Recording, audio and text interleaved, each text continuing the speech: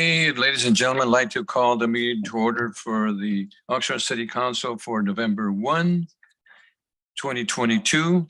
Madam Clerk, posting of the agenda. Councilmember Basua. Here.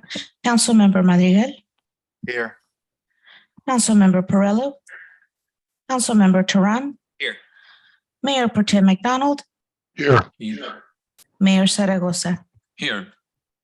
And again, the Mayor Pro Tem is going to join us virtually there. So, Posting of the agenda. The agenda for this meeting was posted in the City Hall Bulletin Board on October 20th, 2022. Thank you. thank you. Okay, so our next item here is item B. This is an appointment item. And we have the Public Works Department, the County of Ventura, and the Santa Clara River SR Levy 1 and 3 update.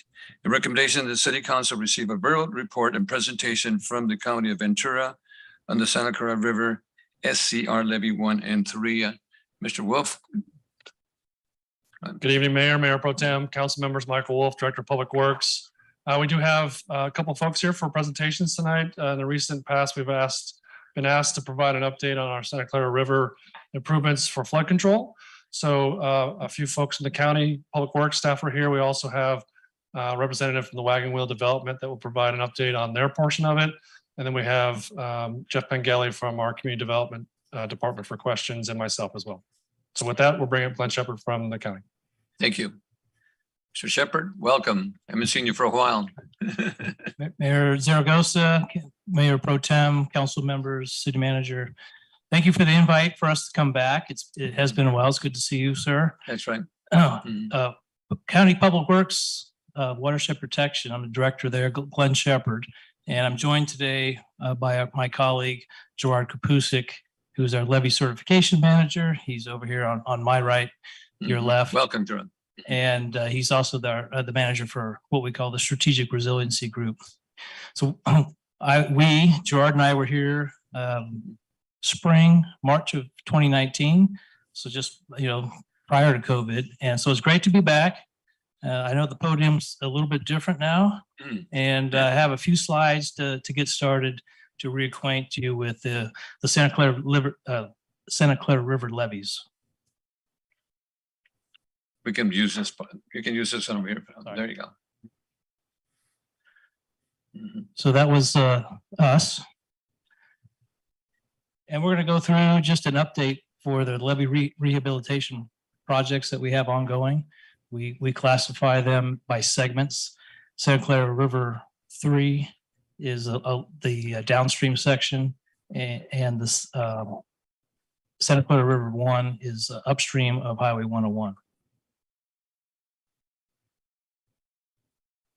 So to reacquaint you visually with Santa Clara River 3 levee, this was the project need. This shows an unconstrained non-levee situation with the 1% or 100-year storm through that area.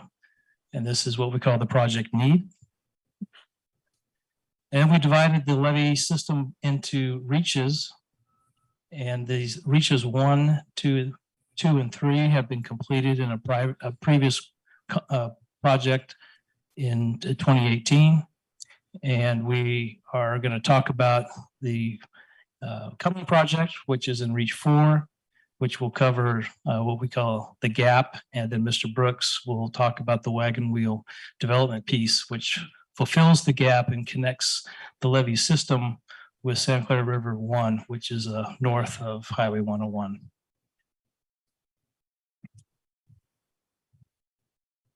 It shows the current alignment for the project that we are getting ready to fund and execute over the next couple of years.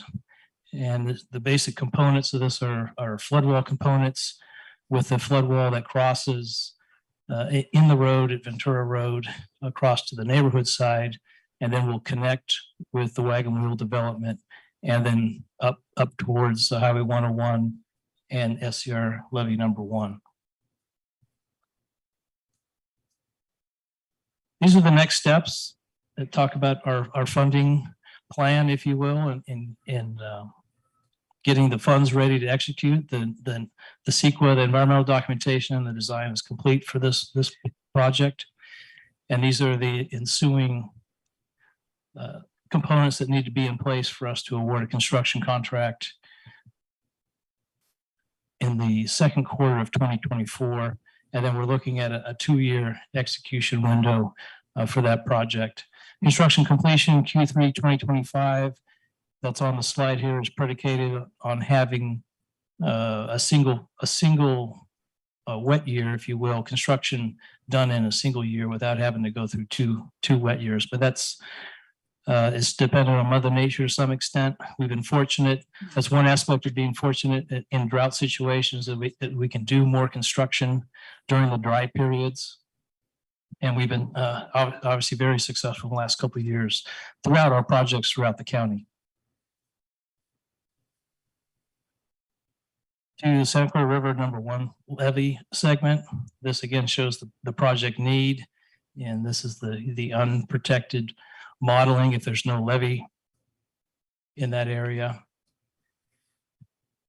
This shows the current project levee alignment, if you will, and it's going to protect the River Park neighborhood and then come back towards Central Avenue. And you can see the alignment and how it protects that area once constructed.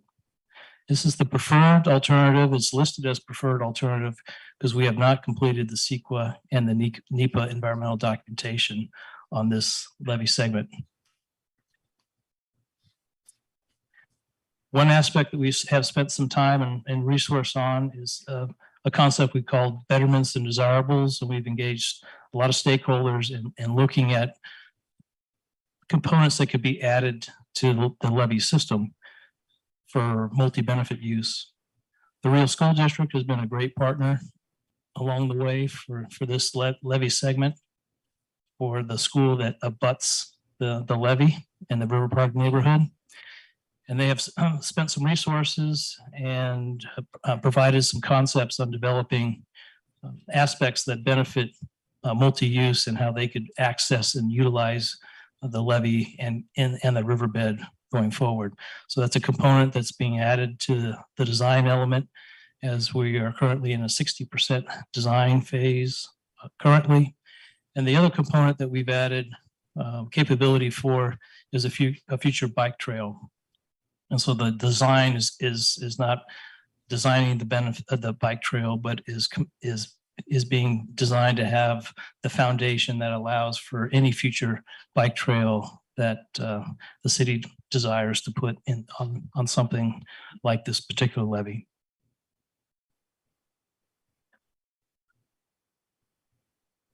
This is a similar update slide talking about going through the process and the various grants that we have.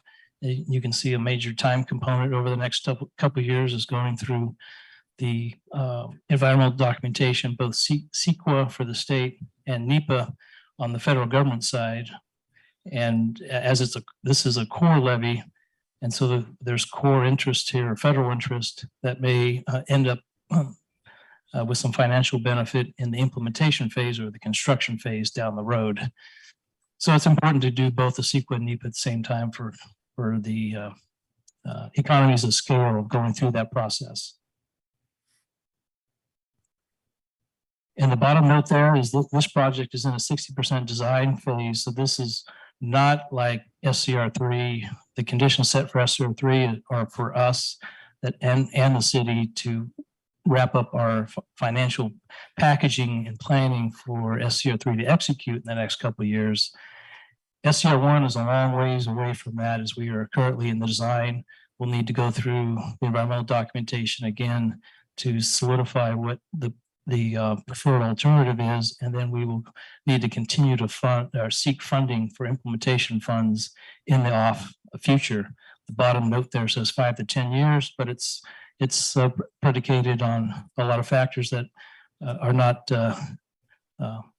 known today and probably not worth really discussing at this point. Glenn, SCR1 is going to take longer too, because you have to have the design with riprap and all that to take care of the banks and et cetera, as opposed to SCR3. It has a similar design, sir. It's a longer levee system, The component for SCR one is just physically longer, so it will take Longer to do something. longer to do. The the cost estimate for SCR one is in the $50 to $75 million range. The last segment that we're doing, segment 4 for SCR 3 down as it abuts Wagon Wheel, is around $12 million at this point. Okay, thank you.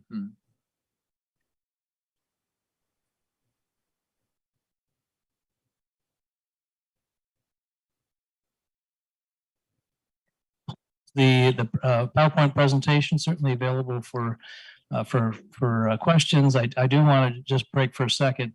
Would like to have Doug Brooks, who I understand is here virtually, to just quickly describe the work that's being done at Wagon Wheel as we with the cities leadership are working together so that this levee system in the end can be accredited by FEMA and provide the flood protection that we all desire. And Glenn, before we go with Mr. Brooks, can you share for the public's sake, the difference between NEPA and CEQA? Yeah, Basically, so there's a prescribed law both in the state and at the federal government that set a process to go through environmental considerations that will eventually lead up to preferred alternative for project design and then project implementation. So it's prescribed. The state is the California Environmental Quality Act, and NEPA is the National Environmental Protection Act, have dual processes that are very similar and come out with the same outcome at the end. so anytime we get federal funding, we need NEPA. Is that correct? Yes. California CEQA. Yes. Thank you. Mr. Brooks? Oh, Councilman Perrella. Can you please put up slide 9?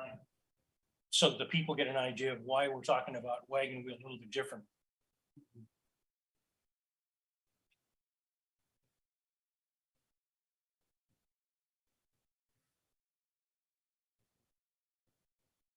And if you can highlight the area where Wagon Wheel is, because a lot of people don't understand. Thank you very much. Yeah. Yeah, so in the levee system, we have described that area as the gap. Okay. And Wagon Wheel is in construction now on that. And Mr. Brooks can offer the status of that. And by gap, we mean there was never a levee at all. Correct. Thank you very much. So Mr. Brooks, Yes. go ahead. Mayor Saragosa. Yes, go ahead. Thank you. Mayor Pro Tem, council members, city manager. Thank you for letting me update you on the Wagon Wheel status of flood protection in Reach 4. So we have basically it's a 4-tiered approach to our flood protection. We've got a floodgate that has been installed in Wagon Wheel Road at this point. The floodgate consists of wiper walls and an approach slab. And for the most part, that's complete. We've got a connection to the 101 freeway that we're working with Caltrans right now to get an encroachment permit for that connection. We expect to have that the end of this month in November. The county is working with Union Pacific Railroad to connect to their embankment. And the county expects to have that encroachment permit the end of this month as well. And then there's the berm that connects everything in between the floodgate and the Union Pacific and the 101 freeway connections. So if everything goes according to plan, our expectation is that we're going to have the flood improvements 100% in April of 2023. Great. Okay, thank you. Yes. Thank you. Thank you, Mr. Brooks. You're welcome. Do you have any question? Were there any concessions we had to be given to the railroad to be able to tie into them? Because I know they'd been a major thorn in the side of trying to get something accomplished there. That you'd have to ask the county about that. That's actually the county's responsibility to tie into the Union Pacific embankment. But because the county is behind us, in order for us to get our flood protection 100% in Reach 4 through Wagon Wheel, we have to actually build the berm into that embankment. So we're working with Masood Jalani, and he's working with Union Pacific Railroad. And the last update we got is that he expects to have the encroachment permit at the end of this month. Thank you very much. Yes. Thank you, Mr. Brother. Glenn, before we bring up Kapusik, a question I have is, FEMA comes out with the flood maps. By the time they complete all the work in 23, whenever they finish, is that going to require flood insurance, for people that have mortgages and so forth? That could be a possibility, yes. Possibility. Yeah. And we get new maps in. Okay. All right. Thank you. So Can we ask more questions on this? yeah, absolutely. With regard to the flood maps, do we have a timetable when that they've sort of been shaking your head? No. That's correct. No time, we're not aware of any timetable. Okay, thank you. Council members, other questions, Glenn, before we have Ms. Kapusik? Gerard, I think you're next. Thank you. Well, I didn't have any prepared remarks other than to emphasize that we can't get this project done without doing what we have been doing for 10 years and working side by side together with the city in order to, A, be sure that we protect everyone, be they city or county constituents and residents. B, the end result being a certifiable project, which is a combination of the county project and the Wagon Wheel project in the southerly part of the Highway 101 to make sure that they're certifiable, because the whole point here is, while it may be always advisable for people to consider flood insurance, if the project is certifiable and accredited by FEMA after we finish the construction, people will not be forced to buy that insurance as a consequence of there not being a levee or a certifiable levee there. And finally, we have to bring together the brain power and the muscle power and never underestimate the power of persistent effort to maximize the state and federal grant sources to help all of these projects achieve those metrics, those performance metrics. And while much of the work that we've talked about, that Glenn talked about today, has been financed by a program called the State Local Levee Assistance Program, organized under DWR, the legislature, in its wisdom or lack thereof, has not chosen to continue that program. And I think we need together to change their minds, because that's an important single only levee rehab centric grant program in the state's grant portfolio. So from my perspective as a practitioner in the field, we need to do everything we can together to get the state to change that. And the important thing too is the certification. That's extremely important. It is. And that the reason that program, from the stamp, you may have heard me in previous presentations to say, when Sacramento issues edicts, we're not particularly interested nor necessarily like their requirements, but we do like their money. But that grant program was very successful because the state recognized that statewide improving flood protection infrastructure, of course, from the state, it's always particularly Delta focused and Central Valley focused, but there's the rest of the state, including our areas that need it, is an important investment for the protection. And right now the focus is on drought and water, but whether people believe it or not, the rains will come, and we'll have to be sure that we have flood protection in place. So my clarion call to all of us, particularly you elected officials, is to help work with the state on that. Right. The good news on the FEMA side is that there is a significant infusion of federal grant funds under the FEMA mitigation program called the BRIC program, Building Resilient Infrastructure Communities, which is directly tied to the exercise of both the city and the county and watershed protection districts just completed to update the 5-year hazard mitigation plan. And that grants funding source has the potential of grants up to 75 million in federal cost share towards mitigation eligible projects. And I assure you that both of these levies are mitigation eligible projects. So there's sort of good news at the federal level. There's not that good news at the state level. In both cases, we have to make them great news, which is to maximize the non-local dollars to get these projects completed as quickly as we possibly can. Well, thank you so much for the updates, council members. Councilman Perrella. Mr. Shepherd or Mr. Caboose, can you tell why did the flood assistance program go away? I wish I could give you an answer. I don't have an answer to that. I think a conjecture is that, James Schlesinger, the Department of Energy Director in the Carter administration, coined the phrase, Americans have two speeds, apathy and panic. So at the moment, the concern is about water and water resources and drought, but there's other issues that come right behind that. And so I just think we just have to remind the elected officials in the state that that's a grant program that worked well. We've experienced how well it's worked with phase one of the SCR3 levy and got that done in fairly rapid time, although the rapid time is relative. As Mr. Councilman Perillo is well aware, we've been at this for 10 plus years. And so I can't give you a better answer than that. But regardless of the reasons why it hasn't, we need to turn that around, work as hard as possible to turn that around. I'd just like to share with you, our city manager and the council have pushed to have our lobbyists work hand in hand with your lobbyists to get whatever we can, because I think it's important to toot your guys' horn. The amount of money that you've been able to recover for the size of this district and the size of the state, percentages are tremendous. We've gotten a lion's share multiple times. I know you can't continually go back to the well and expect the same results, but there is a limited amount of money in the county for flood protection, and the county is divided up into zones. Can you share how that zones works and the amount of money that would be involved? And if we were to take 100% of the money, what we could accomplish, but what we would leave naked in the rest of the county? I hope you understand my.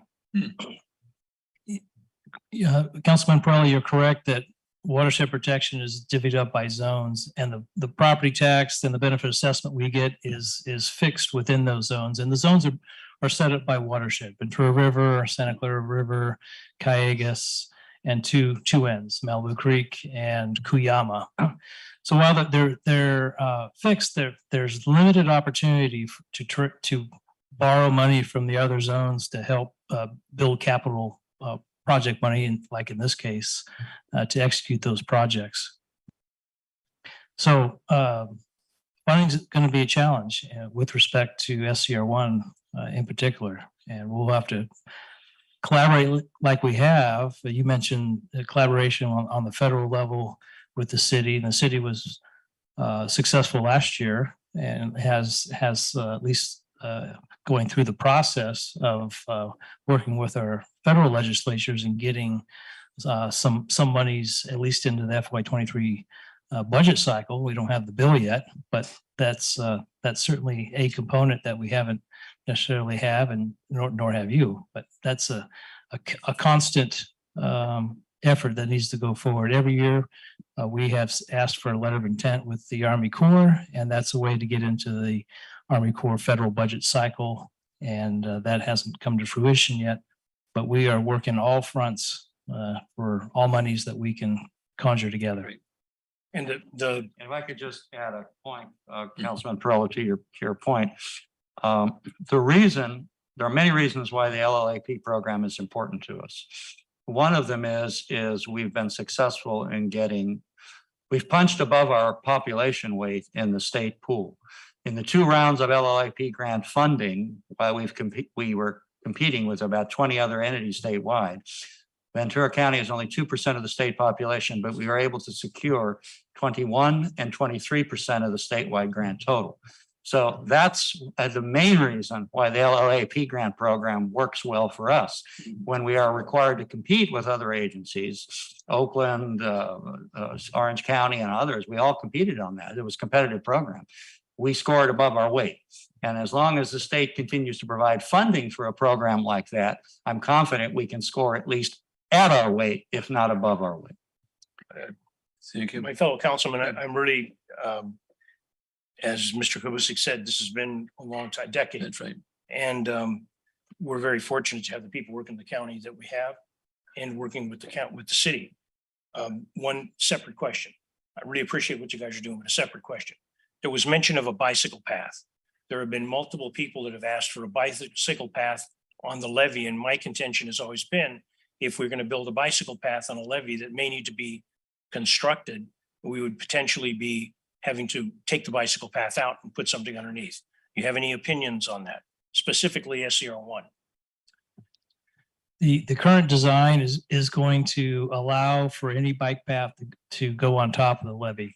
So the structural components of the improvements that we have planned will allow for any future bike path to be placed on top without any additional engineering of the levee system. And so this would be bike paths on top of the levee after the levee is completed. Yes. Thank you. Thank you for answering the And questions. Glenn and Gerard and Mr. Brooks, thank you so much for the update on the levies. It's really important to all of us. And- Michael, go ahead. Any closing remarks, Michael? I just want to clarify the question. So I don't believe that as part of the construction, there will be a bike path on top of it. It has to happen after the fact. So I just want to make sure that's clear. That's not part of the levee construction. Okay, Okay. right. Okay, thank you. Okay, thank you, Councilmember. Mhm. Just one last thing. When this first came to light, I was not on the council. And a group of, through the INC, currently the INCO, the INCF, they created something called Flood Zone Justice, got an attorney, found that FEMA was wrong on the maps, was able to stop FEMA. But FEMA is not going away with the maps that they have. And the work that a lot of people have done over a long time, I'm grateful to members of the public that are in the audience tonight. But when this issue first came up, this place was full of people. And people seem to forget that this levee in a potential flood does not go away. It's got to be there because at the first time that it was mentioned, it was 6,000 homes that were going to go into a flood zone. And it has been reduced somewhat, but there's still a potential for a lot of problems and insurance requirements for those people. Thank you. Thank you so much. And we'll be back in a couple of minutes at 6 o'clock. Didn't have any public comments on this item. Mayor Zaragoza, there's no public speakers virtually or in person at this time. Thank you.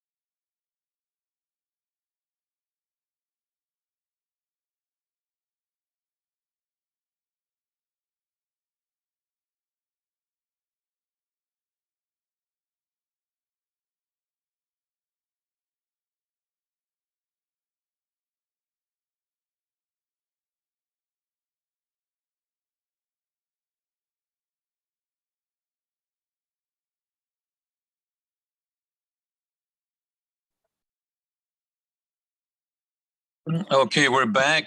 So ceremonial items is item D. And what I'd like to do right now, before we salute our flag, I'd like to have a moment of silence for, we all heard about the numerous individuals that were killed in South Korea over a Halloween event that they had there. Additionally, around the world, we also had some numerous individuals that were killed in India in a pedestrian walk, and there was hundreds of people that fell into a river, which is really, really horrible. And additionally, a moment of silence for all the individuals in Ukraine that have lost their lives, So with that in mind, please help me salute our flag of the United States of America. I pledge allegiance to the flag and to one nation.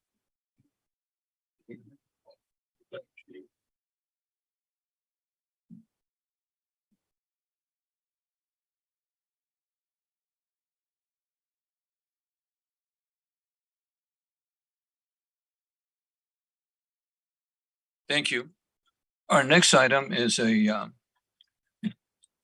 presentation for a proclamation designating November 11th as Veterans Day in the city of Oxnard. I'd like to call Sal Gonzalez, one of our veterans, and also Robert Cruz, another veteran, and also Manuel Gonzalez, another veteran, up to the dais.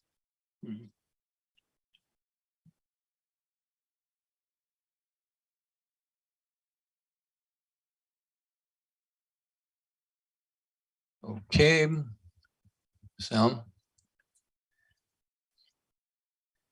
We're getting the cameras ready. This is a proclamation, Veterans Day, November 11, 2022. Whereas the Veterans Day has its origin in November 11, 1918 as Armistice Day, which brought World War I to a conclusion. And whereas the Allied victory of World War I affirmed the strength of a great nation acting together for a high purpose. Whereas the people of the United States caused their elected representatives the designating of 11th as a federal legal holiday, which in 1954 became officially known as Veterans Day. Whereas Veterans Day continues to be celebrated and commemorated a solemn observance in honor of Americans who have served our country and our armed forces. Where Veterans Day became a significant part of the American heritage, and we recognize the millions and millions of citizens whose military service has a profound effect in the history of our nation. Whereas courage, honor, sacrifice, and dedication, which veterans of the United States Armed Forces have displayed the cause of justice, freedom, and democracy, the most worthy of recognitions. Now, I therefore, John C. Zaragoza, Mayor of the City of Oxnard, do hereby proclaim that upon all citizens to commend the American veterans and observe Friday, November 11th, 2022 as Veterans Day. And ask that this day be observed in honor of those who have served and preserved the principles, justice, and freedom and democracy of the United States. And this is signed by the Mayor of the City of Oxnard. And thank you so much, veterans, for all you do for our nation. Sal, you want to share a couple of words? Sure. Well, thank you, Mayor. We are very honored to be recognized by the City of Oxnard. This is something that we will treasure for a while. In fact, we have an event on November the 11th, right? 11 o'clock. Remember 11, the 11th hour, the 11th day of the 11th month. We will commemorate all of our veterans. We will gather at Plaza Park, and we'll have a band, a live band. We have a wonderful time, to celebrate the accomplishments and the sacrifice that our veterans have performed for this country. So that's what I have, and you're all invited to come out and enjoy the events. Thank you, Mayor. Thank you, Mayor. And I just want to say thank you, and thank you for the City of Oxnard and to all who celebrate our veterans. Thank you very much, Mayor, City of Oxnard, residents. Hope to see you on November the 11th, 10 o'clock, Plaza Park. Thank you. No, and also want to thank the committee. We have Martha Guiot from my office and also Luli from the city manager's office. And I want to thank our city manager for helping us out. And of course, we have Helen, the first lady of the veterans. Thank you so much. Somebody please help her out. Thank you so much. Put your hands together for our veterans. Thank you so much. And I just want to share with you that my family has served the U.S. Armed Forces going back to World War I, and my son and also my family members and my grandson that just actually he got discharged from the Navy not too long ago. So thank you again to all the veterans. Thank you so much. One more hand for our veterans.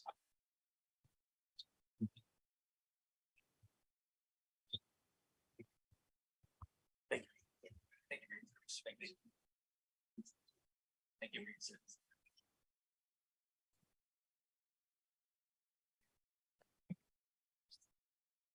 This is my.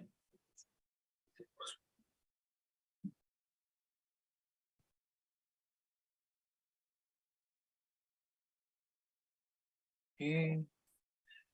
Our next item is item E1. This is public comments not on the agenda. And we have a couple of speakers to start off with. First speaker we have is Douglas Partello, and followed by Lang Martinez. Douglas Partello.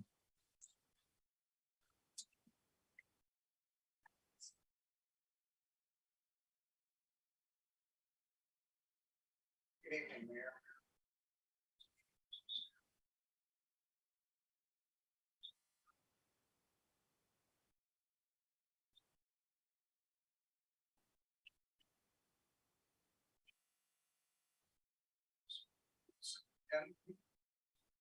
Short long-term ability of 470 cities to pay their bills.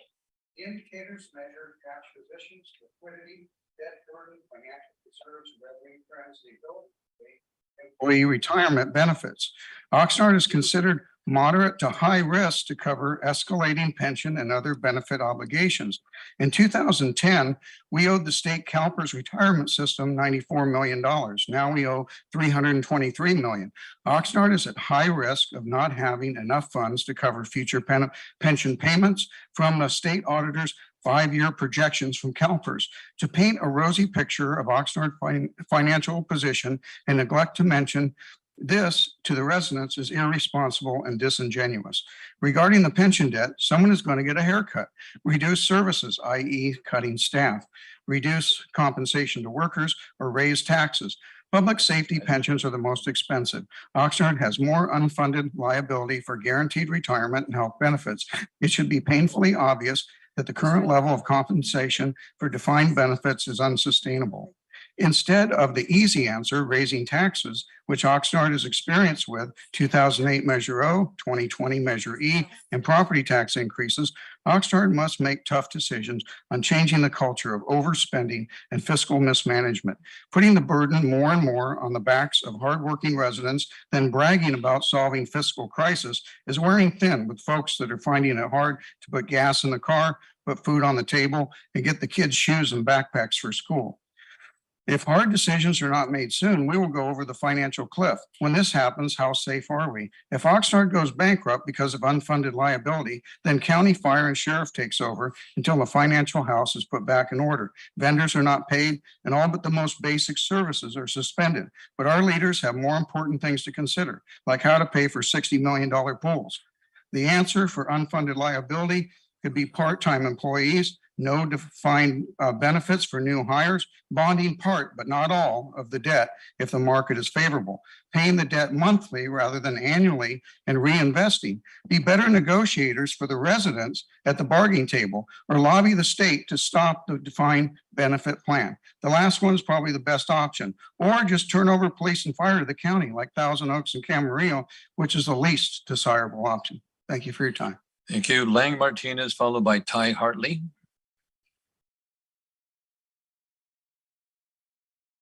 My name is Lang Martinez. I'm an advocate. I'm a homeless advocate, and I advocate with children of the night, sex trafficking, and child abuse. don't interrupt me. Okay, last time you did that to Phil, you brought in two officers and they're already here for you, Alex. So statements of economical interest, Form 700s. Every elected official or public employee who makes or influence government decisions is required to submit a statement of economic interest, also known as a Form 700. The Form 700 provides transparency and ensures accountability in two ways. It provides necessary information to the public about an official's personal financial interest to ensure that officials are making decisions in the best interest of the public and not enhancing their personal finances. It serves as a reminder to the public officials to potential conflicts or interests so the official can abstain from making or participating in government decisions that are deemed conflicts of interest. So in regards to those forms, Emilio has no forms on file, Alex none. Zaragoza has all forms and updated, very transparent. Bravo, John. Well, not all forms, but updated. Basura updated, not all forms. McDonald not updated, not all forms. Manuel not updated, not all forms. Fran updated, not all forms. So I spoke to the city office today, and she said she didn't understand why. In regards to the 700 form, the last one that's shown in regards to our city manager is 2021, and that's you, Alex. I have a question, Alex. In your 700 form, do you by chance show an address? Please address the chair. I don't address you. Thank you. Please. Thank you. So I want to know about 49 East Chapman Avenue, Orange County. I want if that's going to be on your 700 form. You know, respect is something that's earned, it's not given. We would like answers in regards to Herrera. You know, you're a public servant, Mayor. You've gotten emails. This guy over here tells me, well, let's talk. It's official. Talk to me on the email. You guys are on email. So what's happened is Pandora box is open. We would like you to answer the question in regards to Herrera. We'd like you to answer some other questions, but you kick back. So maybe in this event, maybe you're going to go post for some more pictures. I don't know. It's what you do best, Mayor. Thank you. No, you're not welcome. Okay, that's okay. You know what the definition of a narcissist is? Your I deal with narcissists. No, I have time. Your time's up. Yeah. Thank you. Kai Hartley, followed by Larry Stein.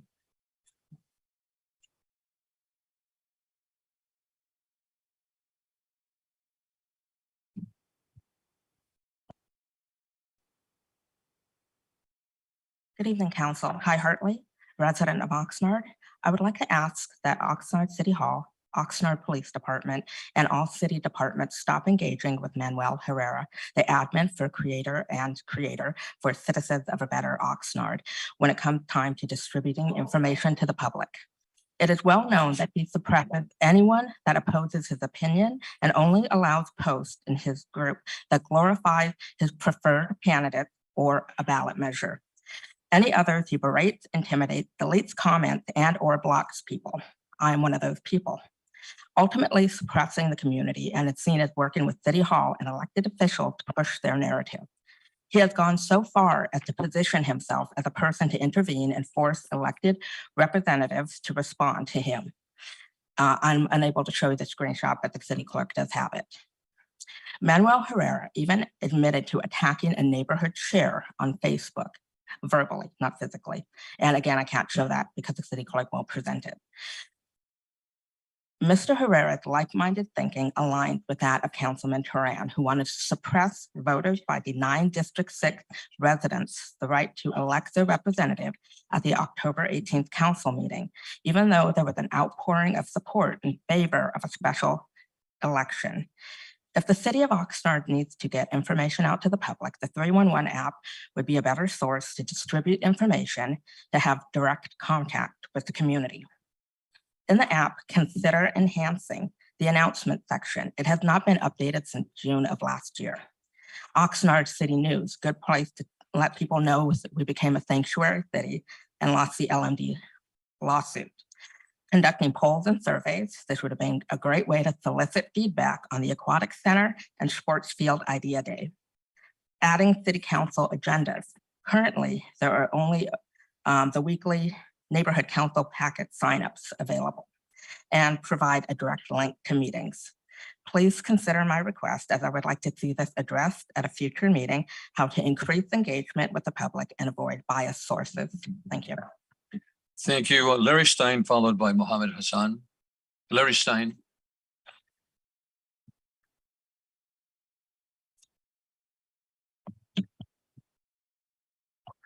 Good afternoon, good evening, members of the council, public and staff.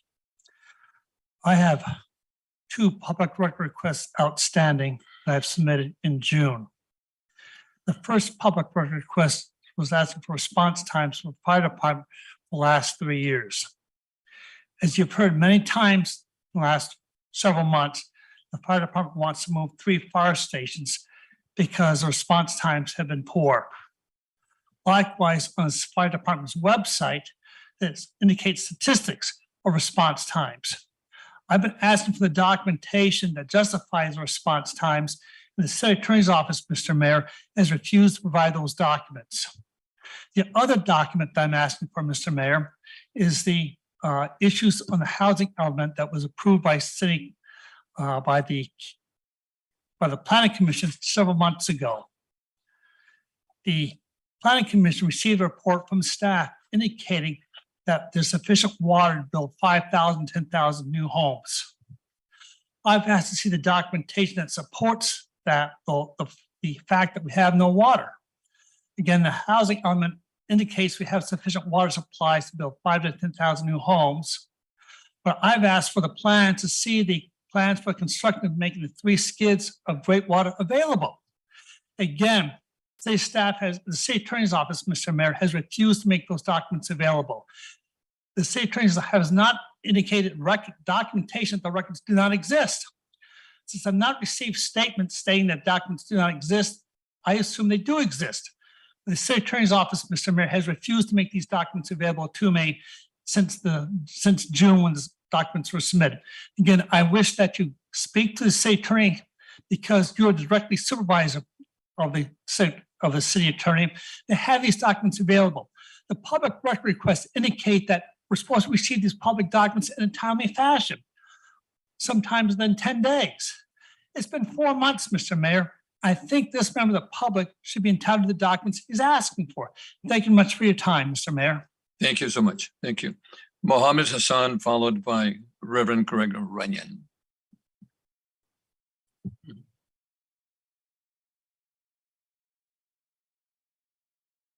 Now more than ever, we, the people of Ventura County, and our children need an innovative, experienced water resources professional representing them.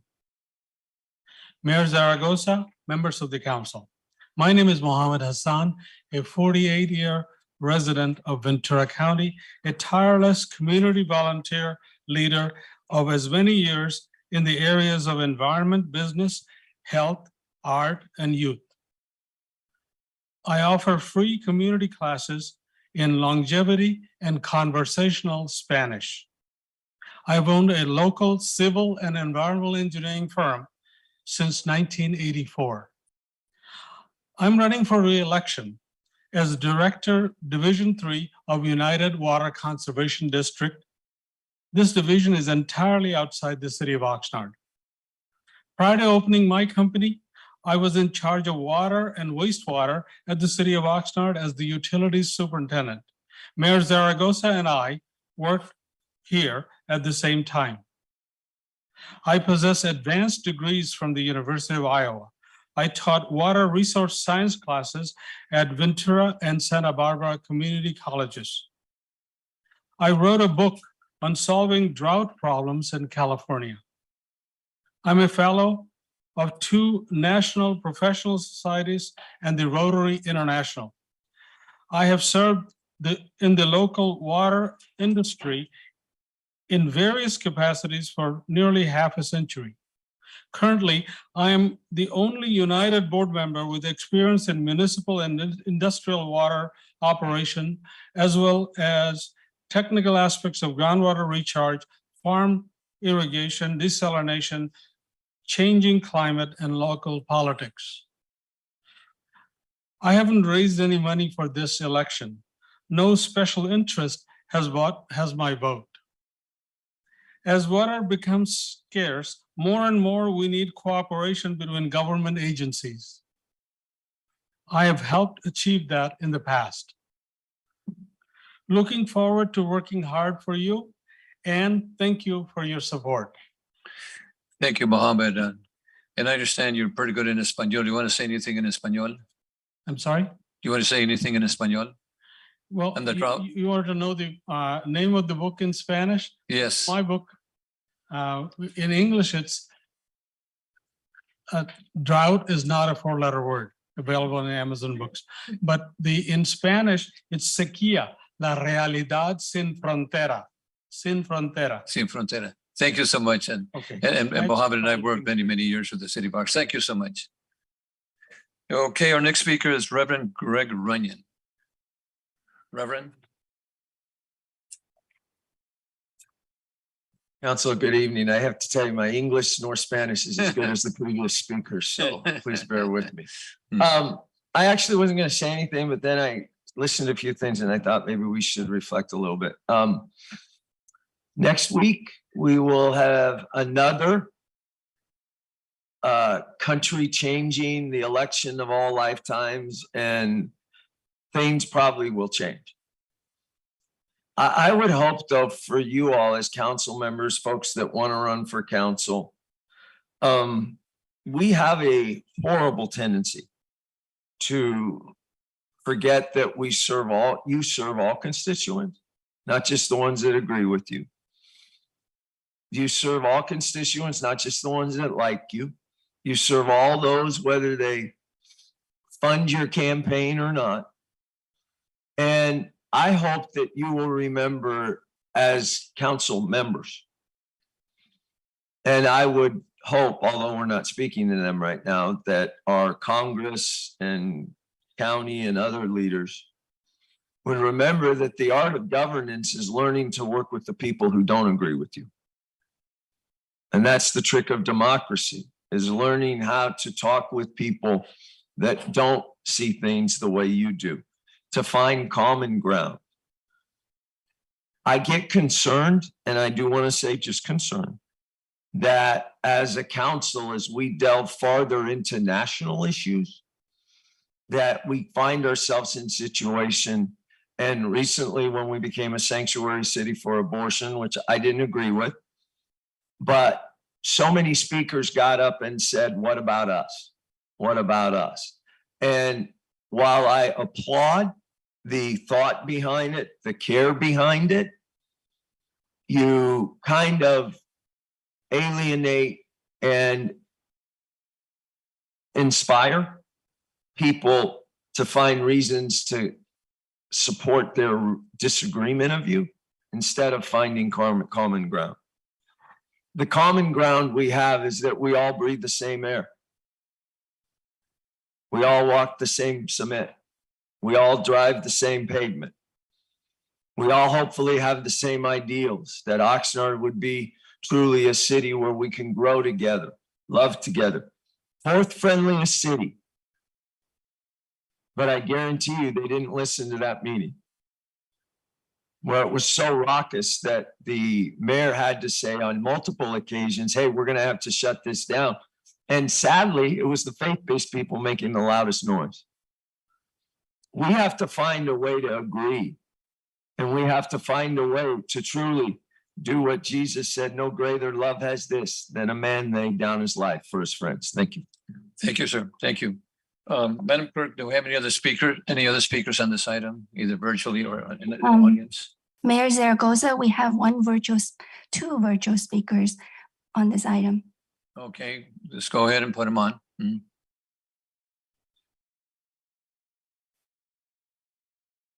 Caller with phone number ending in 4076, please press *6 to unmute and then introduce yourself if you like, and you have 3 minutes. Can you hear me? Yes. Thank you. At the 18 October City Council meeting, I spoke on the speed hump program. Immediately after I spoke, a uniformed officer responded. The uniformed officer was poised and ready to speak as I had provided my written material to council members prior to the meeting. After the officer finished his response, Mayor Pro Tem spoke. This was expected, as it is his assumed obligation to defend his brethren in uniform. However, his defense painted a ridiculous picture of saying that perhaps I expected a police officer at every corner. This is absurd. In my provided material, I wrote that I realize that one can't be everywhere all the time. Of course, this scenario was a desperate deflection from my valid point, which was why is it that OPD can't enforce traffic laws when said violation occurs right in front of their noses? Of course, you can't see a violation from across town. However, this officer was at the same stoplight as I was. If I was able to observe the violation, why couldn't the officer? All I know is that most people are watching the light for their turn to proceed and watching others for traffic so they can safely proceed. Are they not trained observers who are often called to court as expert witnesses? Mayor Pro Tem also said the police force was busy and spread thin. Again, what does this have to do with violations right in front of your face? Regarding Councilman Turan's comments, even if there were 1,000 officers on duty at any given time, if they don't enforce the laws when a violation occurs right in front of your noses, what difference does it make? Mayor Pro Tem then regressed to his academy training days and recalled the 3 E's. I guess the first 2 E's have failed miserably, as obviously the city is resorting to engineering, if you want to consider speed bumps as engineering. These are simply barriers, not engineering. But why have the first 2 failed? Because OPD is certainly ignoring the enforcement element, as I have witnessed. As I stated before, I drive the streets of Oxnard at probably 15 minutes at a time. I witness daily red light violations, many expired license tags. One tag I observed just last week was last registered in 2016. Enforcement doesn't work if you drive around town with blinders. If I can see these violations in 15 minutes, why can't OPD, who constantly drive our streets? I once did an experiment. I drove around town without applying my updated registration tags, although I had really paid my registration dues. Why did I do this? Just to see if OPD would stop me, or any other police officer for that matter. I drove around for a year. Again, one can't see everything from across town. However, there were times when I was sure an observant police officer was close enough to view my plates. Was I ever stopped? Nope, never was. In 30 summary, I seconds. stick with my assessment. In Oxnard, we have selective law enforcement. OPD enforces traffic laws when convenient. And as an officer friend told me, officers use discretion. In my opinion, discretion belongs to the judge, not the law enforcement officer. Police officers are there to do one thing, enforce the laws. If there's any leniency or discretion involved, that should be up to the judge. Thank you. Good night. Thank you. Okay, any other speakers? And So we do have another virtual speaker. okay, Speaker with phone number ending in 6377, please press *6 to unmute and then introduce yourself if you like, and you have 3 minutes. Hello, can you hear me? yes. Yes, hello, Mayor, City Council. My name is Manuel Herrera. I'm the proud creator of Citizens for a Better Oxnard. I wasn't actually going to call in today, but I wanted to address some of the comments that were made by a couple of the speakers. Ty Hartley, who, by the way, is a candidate for City Council, and Lang Martinez. They've been going around saying that I claim to have special access to the City Council. They claim that I'm suppressing the vote. So I wanted to get the facts out there. So first of all, I must be doing something right because I have over 12,000 members in my group, Citizens for a Better Oxnard. Now, let me verify that. Let me clarify that. I don't have 12,000 likes. I have 12,000 members. In order to be in my group, you have to request to be in my group. Now, there's 12,000 people who have requested to be in my group. Now, I also have rules and regulations on my group.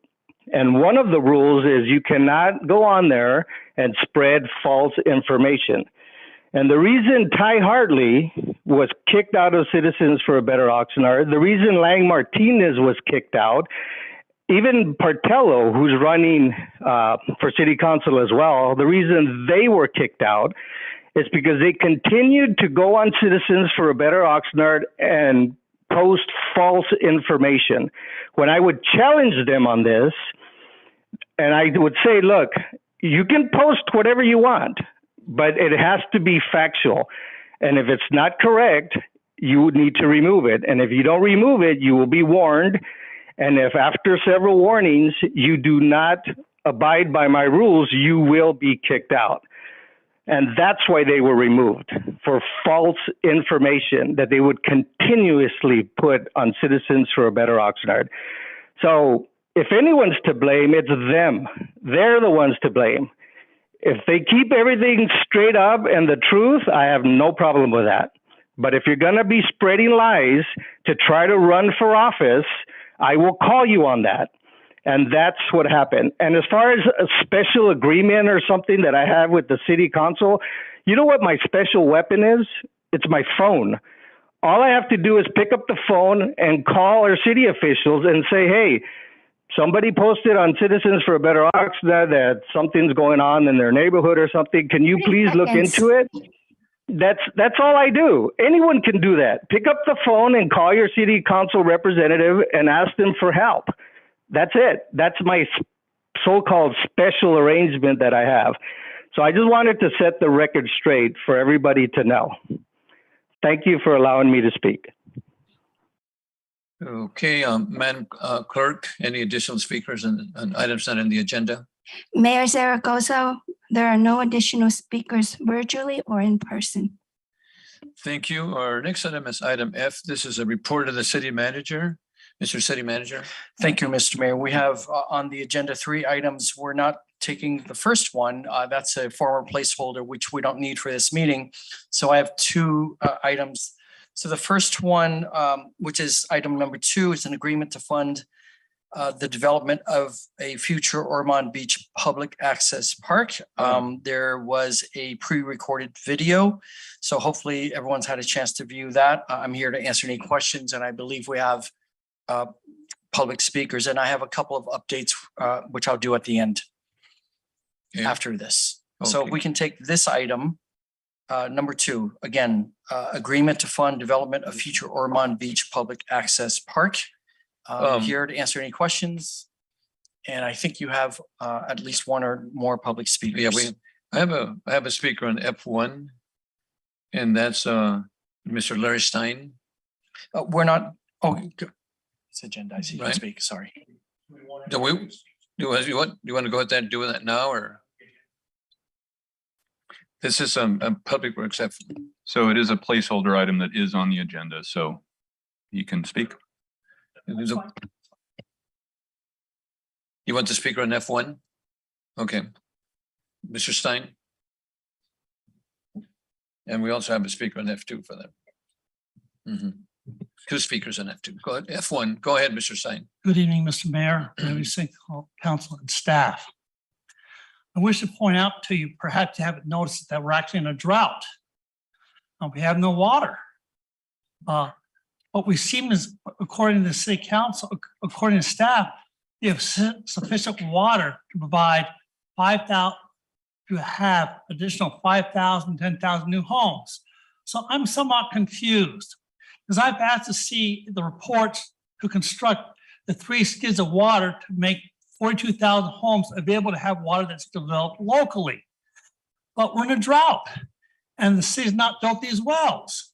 So I'm wondering, how come the people are being told we have sufficient water for 5,000, 10,000 new homes, but we're being restricted the amount of water. We can only water for a few minutes, Saturdays and Sundays. So I'm very, very confused, because I've asked for public documents to see where our plans are for this water, and we're supposed to be conserving water. But why are we conserving water if we have sufficient water for 5,000, 10,000 new homes? So I'd please like to get a clarification from our staff as to why we have enough water for 5,000 to 10,000 new homes, but on a drought and not providing the water for us, even though we have water for 5,000, 10,000 new homes. I've sent communications to our CFO because I'm restricted by the Surgeon's office to contact only 2 people. That's all I can communicate with. I can talk to the CFO. I can talk to a member of the state attorney's office.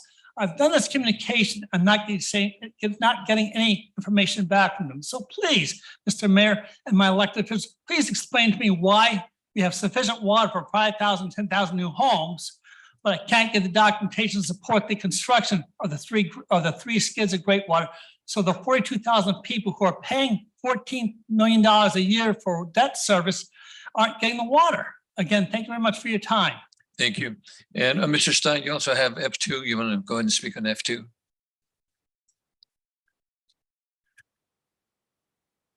Thank you very much. Can I use my remaining minute on the F1? Probably not. There are plans to build or get sufficient funding, $25 million for the tear down of a power station on Ormond Beach. What about the power station in Miranda Bay? Are we getting money for that as well? And if we're tearing down these parks or these power generators, the concern I have is how much capacity they're going to be in operation will they have. Historically, it's by understanding these power generators only had 5% capacity.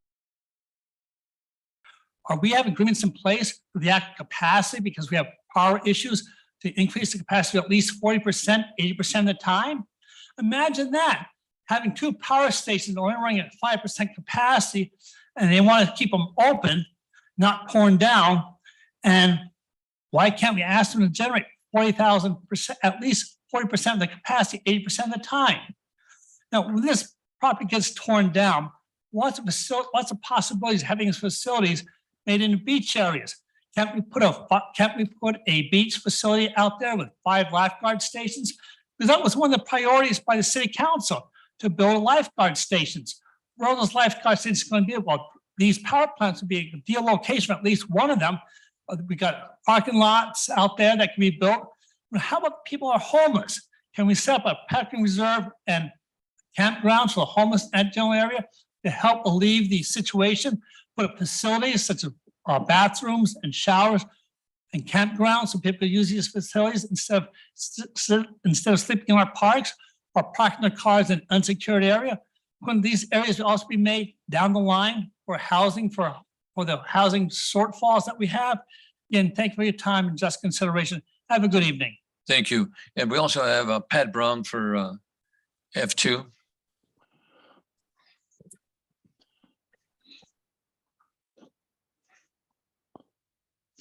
Thank you for putting in a new podium that isn't quite so tall, because the other one, anybody over here on my left can't see anybody up here. They just see a few people there and here, but they don't see over there at all. Well, they didn't with the other one. This is going to be a big help. Thank you so much for doing this. Now, if you could just fix the sound so that we could actually hear you out here, that would be really nice. The topic that I want to speak on tonight is F2, and that is involving the Ormond Beach area that would be available if we were going to get the generating station out of there. Well, I think that's a pure fantasy, unfortunately. I'd like to see it happen. We could have a real celebration with those taken out of there, frankly. Everybody in town would be there to see the horrible trash taken out. But what I really wanted to remind you of is the Ormond Beach area, if we can ever have it, ever, could be fantastic. All the pictures that I have seen, all the photos that I have seen of what they would like it to be like is fantastic. It's a place for the whole family. It's a place for the people in wheelchairs. It's a place for people to come and just relax and have a beautiful time. The thing that I know about, and I have photographs of it because I've been there many times, is Creasy Field in San Francisco that is just east of the Golden Gate Bridge, looking out into the north area there. It is fantastic. It's a couple of miles long. It has all fenced in areas for different kinds of plants, and it tells all about them, little notes about what each plant is. It's just lots of walkways, lots and lots of walkways, a great place to do your jogging. Absolutely wonderful for that. And it even has concrete path that you can take a golf cart and go driving through the place. A lot of benches made out of concrete where you can sit with your friends and watch Thank you, the Pat. Golden Gate Bridge. Thank you. Thank you. Okay, so now F1, we are going to Public Works. Zaragoza, excuse Yes, me, ma'am. we have two more speakers. One is Doug Partello. On F2, okay, go ahead. Yes. Good evening again. As far as Ormond Beach is concerned, I agree with Pat. I think it'd be terrific. It's just a great place for natural beauty that we enjoy here on the coast. But we've got several problems with Ormond Beach and the surrounding area. I attended a lot of those meetings with Nature Conservancy and public officials and others that attended about the plans for developing a nature area where we could have access to the public and visitors in that area. But we've certainly got the problem of the Halico slag pile. So I also attended that EPA meeting, and they gave an update on the progress for Halico and the slag pile. One of the things that I found interesting is when I read the environmental impact reports and the reports, from EPA on their study of that surrounding area and the slag pile, is one of the main areas of concern that they had was anything that brings up the dust of the slag pile, because that was a smelting plant and there's a lot of aluminum and magnesium there. I spent a considerable amount of time in 2 years reaching out to the homeless. They were illegally encamped there. They were removed last November. But in that area also on McWayne and Arcturus and Edison and that surrounding area, we have a considerable problem with chronic homelessness also. The homeless are returning to that area because it's not a secure piece of property. And on the area, they have people living in their vehicles. So I did a lot of cleanup, a lot of outreach there, but that's also a high crime area. So in the last 2 years, there were two shootings in that area. So I think before we move forward with these plans, we've got to consider the safety of the visitors we're wanting to welcome there. We've also got to consider the snowy plover. So we're inviting people to go there. We know that not everyone is going to stay on the walk paths and everything. They're going to venture out and go where they want to go. So I have some real environmental concerns there for this endangered species, but I also have some concerns about the chronic homeless issue that I think first needs to get addressed in a way that, we don't want an incident to happen when we've been inviting visitors to an area. And I think that would be extremely detrimental to the goal of wanting that to be a recreational area for enjoyment, which I think it can be. But let's take care of the slag pile. Let's take care of Halico. Let's address the issue about the snowy plover and about the homeless in that area before we keep moving forward and pressing forward. I think we've got to have a firm foundation so that everyone's safe. It's a good plan and it moves forward, and then everybody can benefit it for many generations to come. Thank you very much. Thank you. And the feds are working on that. Mhm. Okay, Mayor Pro Tem, Mayor Zaragoza, we have one virtual speakers on this item. who is? One virtual speaker. Okay, because Mayor Pro Tem, you want to share anything at this time? No, Mayor, I don't have anything. Go ahead. No, okay, thank you. So we have another speaker then. Yes. Caller with phone number ending in 7025, please press *6 to unmute and then introduce yourself if you like, and you have 3 minutes.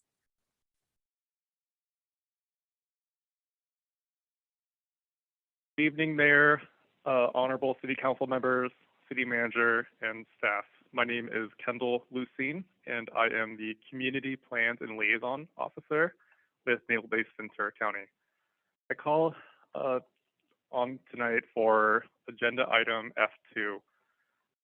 In the Navy's review of the staff report and the draft agreement presented on number Alpha 8509 in materials as included as part of tonight's consent agenda meeting packet, the Navy is requesting some clarification from the city as to how the term development is used in the context for this action as recommended. We are wanting to know specifically, is the term development used in the context or in the context that will further enable City of Oxnard to secure dedicated funding that supports implementation of the Ormond Beach Restoration and Public Access Plan as codified in the preferred alternative and preliminary design plans habitat restoration goals at Ormond Beach. More importantly, we just want to make sure that the term use of development as conveyed in agenda item F2 does not mean or suggest any form of construction or a change of land use or zoning the existing Ormond generating plant property, which is located less than a quarter of a mile northwest of our Naval Air Installation Point Magoo. That's all. With that, I'll yield my time back to the Mr. City Manager, and Yes, so let me respond. Mayor Zaragoza, hold excuse on. me.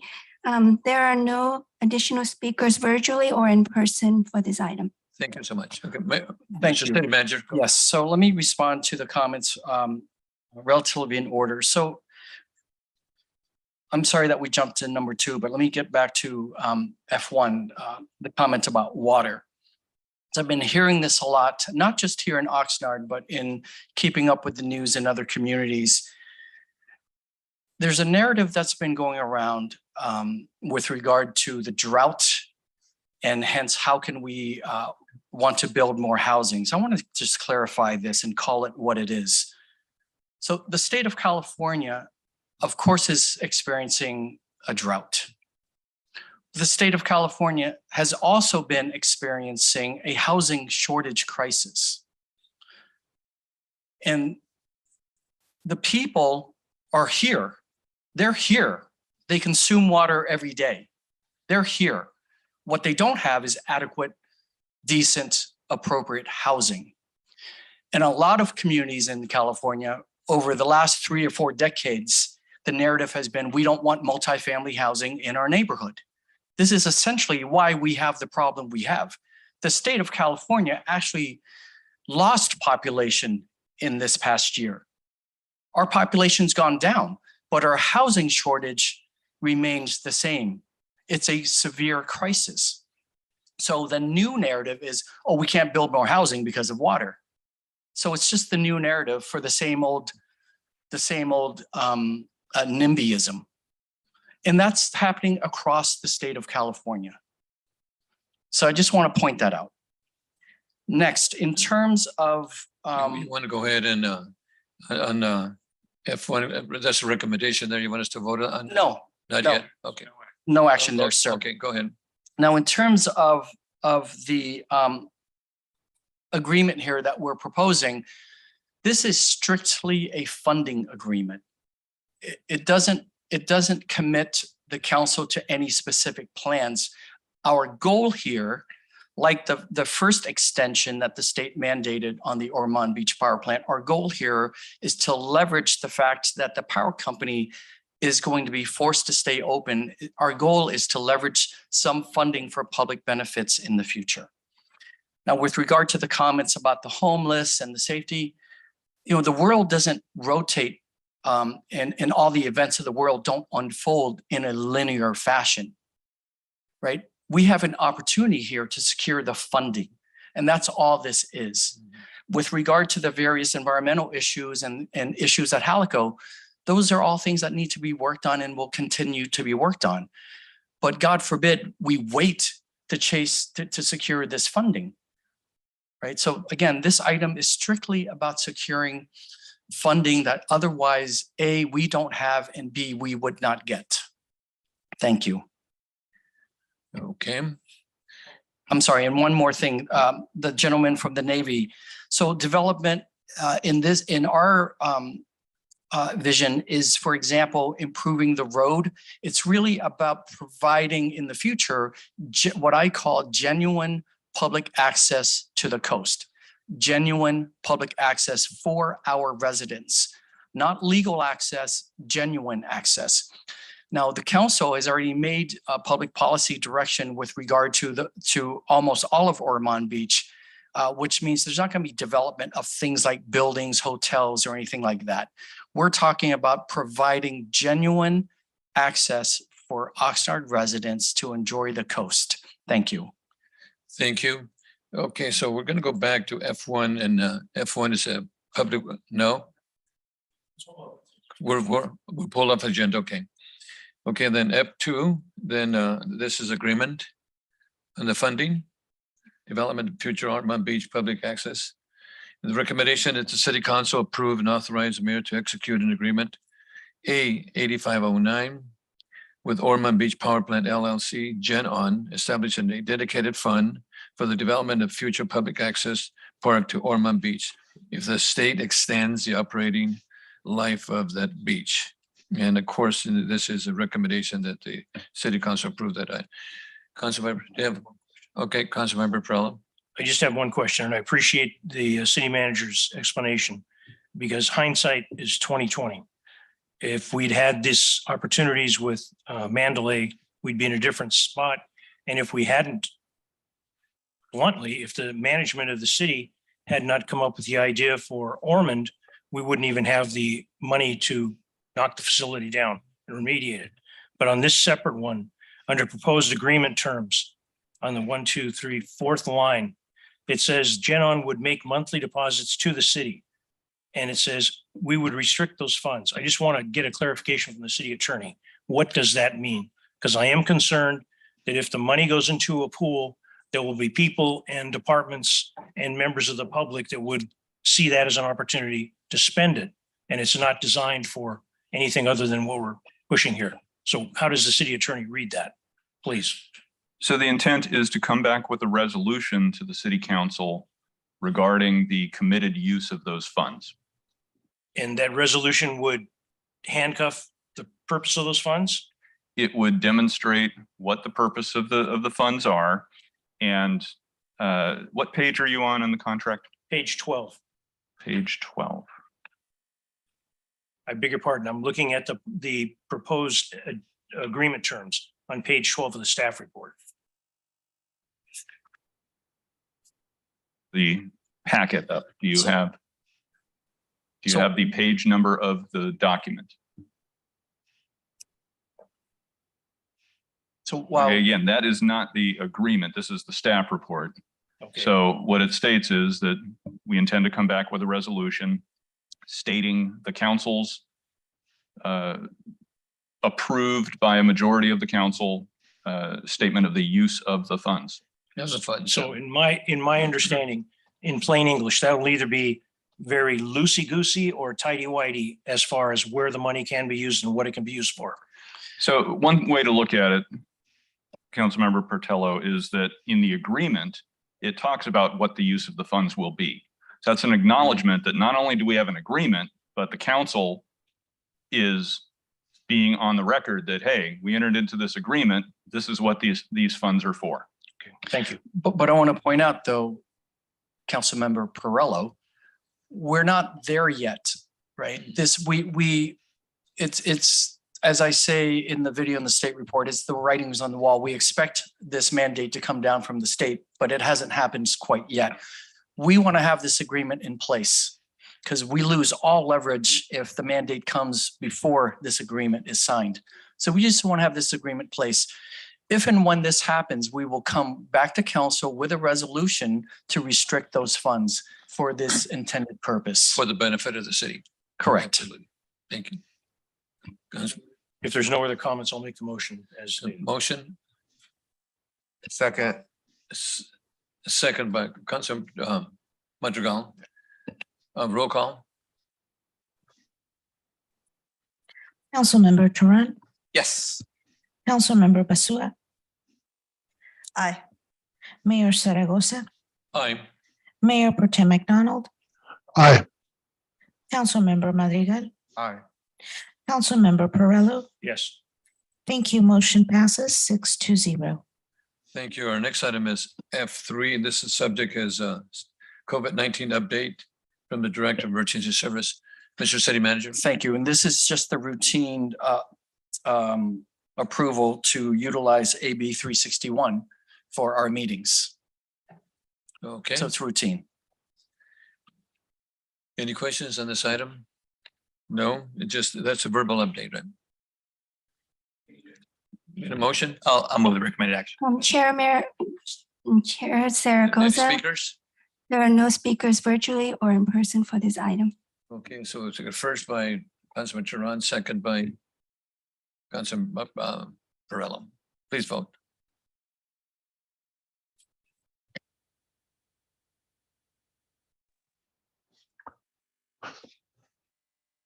Councilmember Madrigal, Aye. Mayor Pro Tem McDonald, Aye. Councilmember Turan, Yes. Councilmember Perrello, Mayor Zaragoza, Yes. Councilmember Basua. Aye. Thank you. Motion carries 620.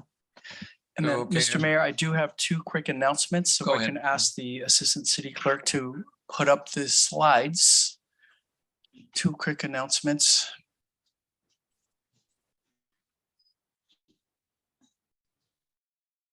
Okay, so I will do this on behalf of the city attorney and the city clerk.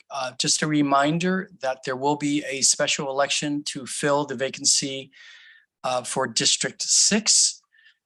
The date of that special election is March 7 of next year, 2023. So the nomination period will open on Monday, November 14th.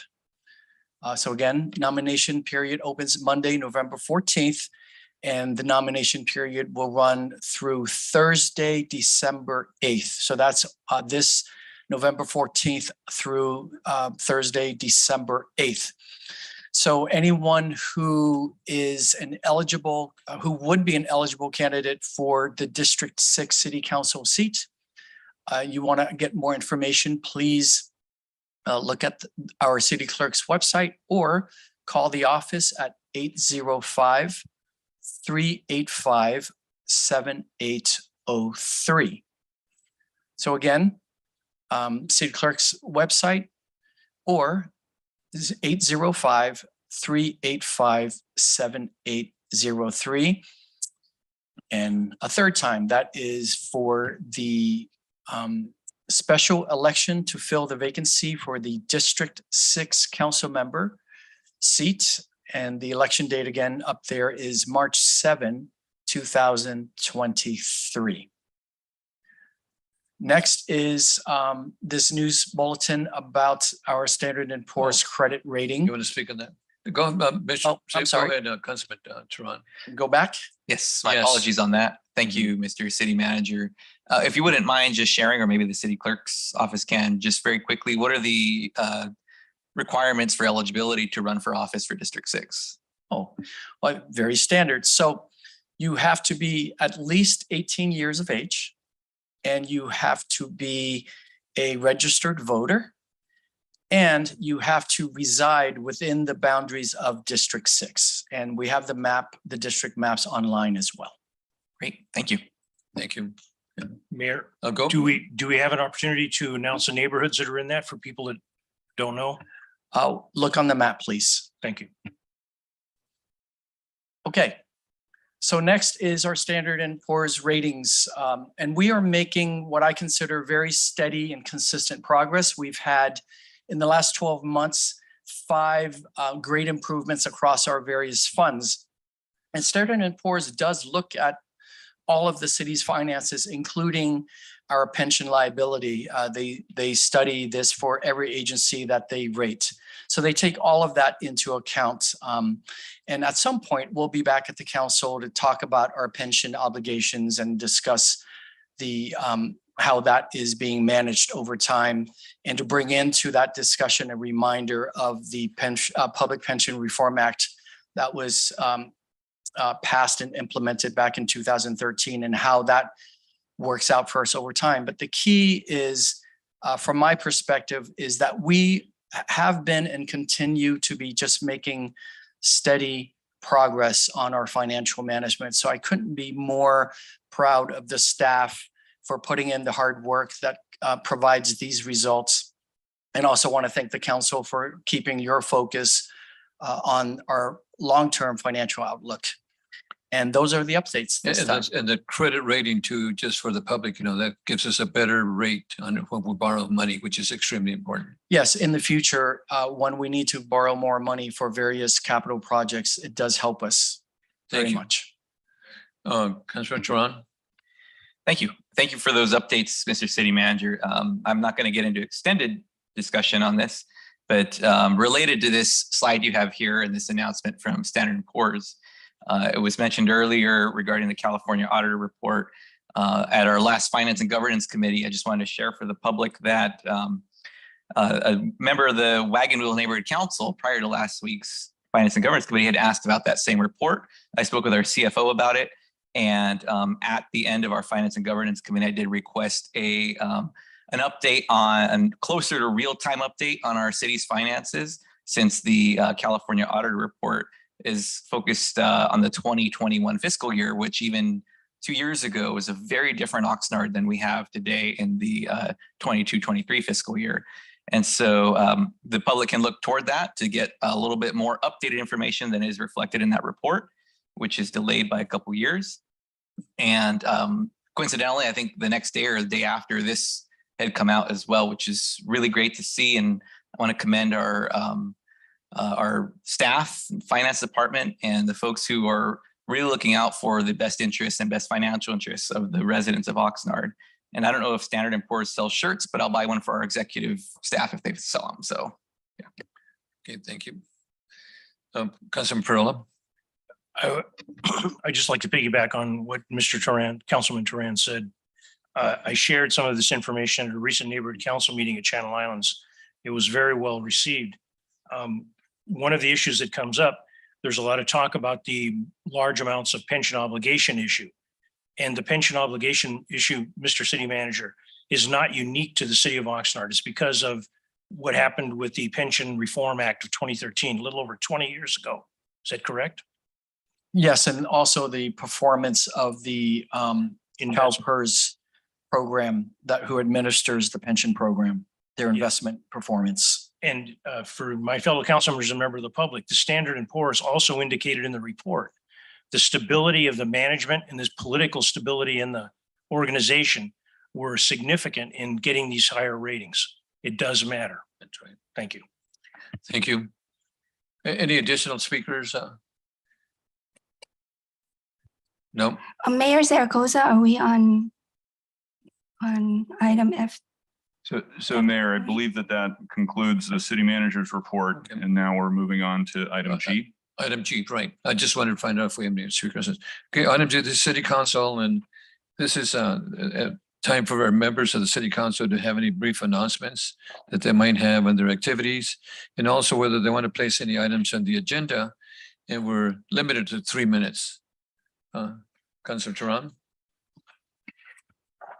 Thank you. I have a couple of quick updates, and first and foremost, I'll talk with the city clerk's office about the Form 700s because I know I've done several of them. One when I left office on November's special election last year, and then one for running this year because it was outside that 6-month window. And so if that's not available, we'll see where that is and how it can be available because I know I completed it. And I do want to point out that in the October 18th meeting, when we discussed the District 6 special election versus appointment, I felt I was very clear in my comments and shared with Ms. Hartley earlier the actual comments in the video, what I stated on the record. And I felt like I was very clear that I supported what my council colleagues and what folks in the public were saying about having a March special election. And my no vote, though, was strictly around equity. And for me, while I supported the March special election, I also took a stand for equitable treatment of our South Oxnard residents in District 6, especially when people of South Oxnard have previously expressed feeling negative differential treatment from the city. And why is it that District 2 gets a quick appointment and District 6 goes up unrepresented for 6 months? So while I supported the March special election, I simply voted no as a stand for equity and what I believed was fair and equal treatment for District 6. that being said, I do want to thank the Wagon Wheel Neighborhood Council for a really good meeting. They had a really great turnout, even though it was kind of cold and getting dark a little earlier. And they had a really good, robust meeting and some good updates. And then afterwards, I talked with a number of residents it was their first time going to a neighborhood council meeting. And they had a lot of really good questions. And I thank the staff for helping us to follow up with them on those questions. The River Park Neighborhood Council had a Saturday meeting this past Saturday. I want to thank them for organizing that and organizing the opportunity for myself and Ms. Hartley, the other District 2 candidate, to be present and talk a little bit about our visions and our runs for office. So thank you to that neighborhood council. And then afterwards, they held a Halloween parade for families and youth.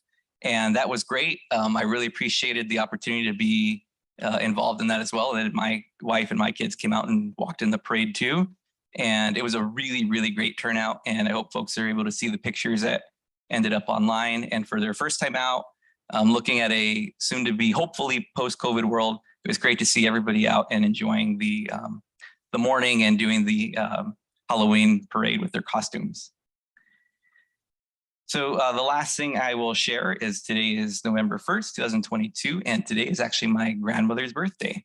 And I want to thank or wish my grandmother, my grandma Mary, a very happy birthday. And she's always said, as long as I can remember, that she's 39 years old. So happy 39th birthday, which coincidentally is how old I am now. And so we're peers now, I guess. So I do want to wish her a happy birthday, though. And thank you for everything. And thank you, Happy Mayor. birthday. Okay, Councilwoman Basu. Thank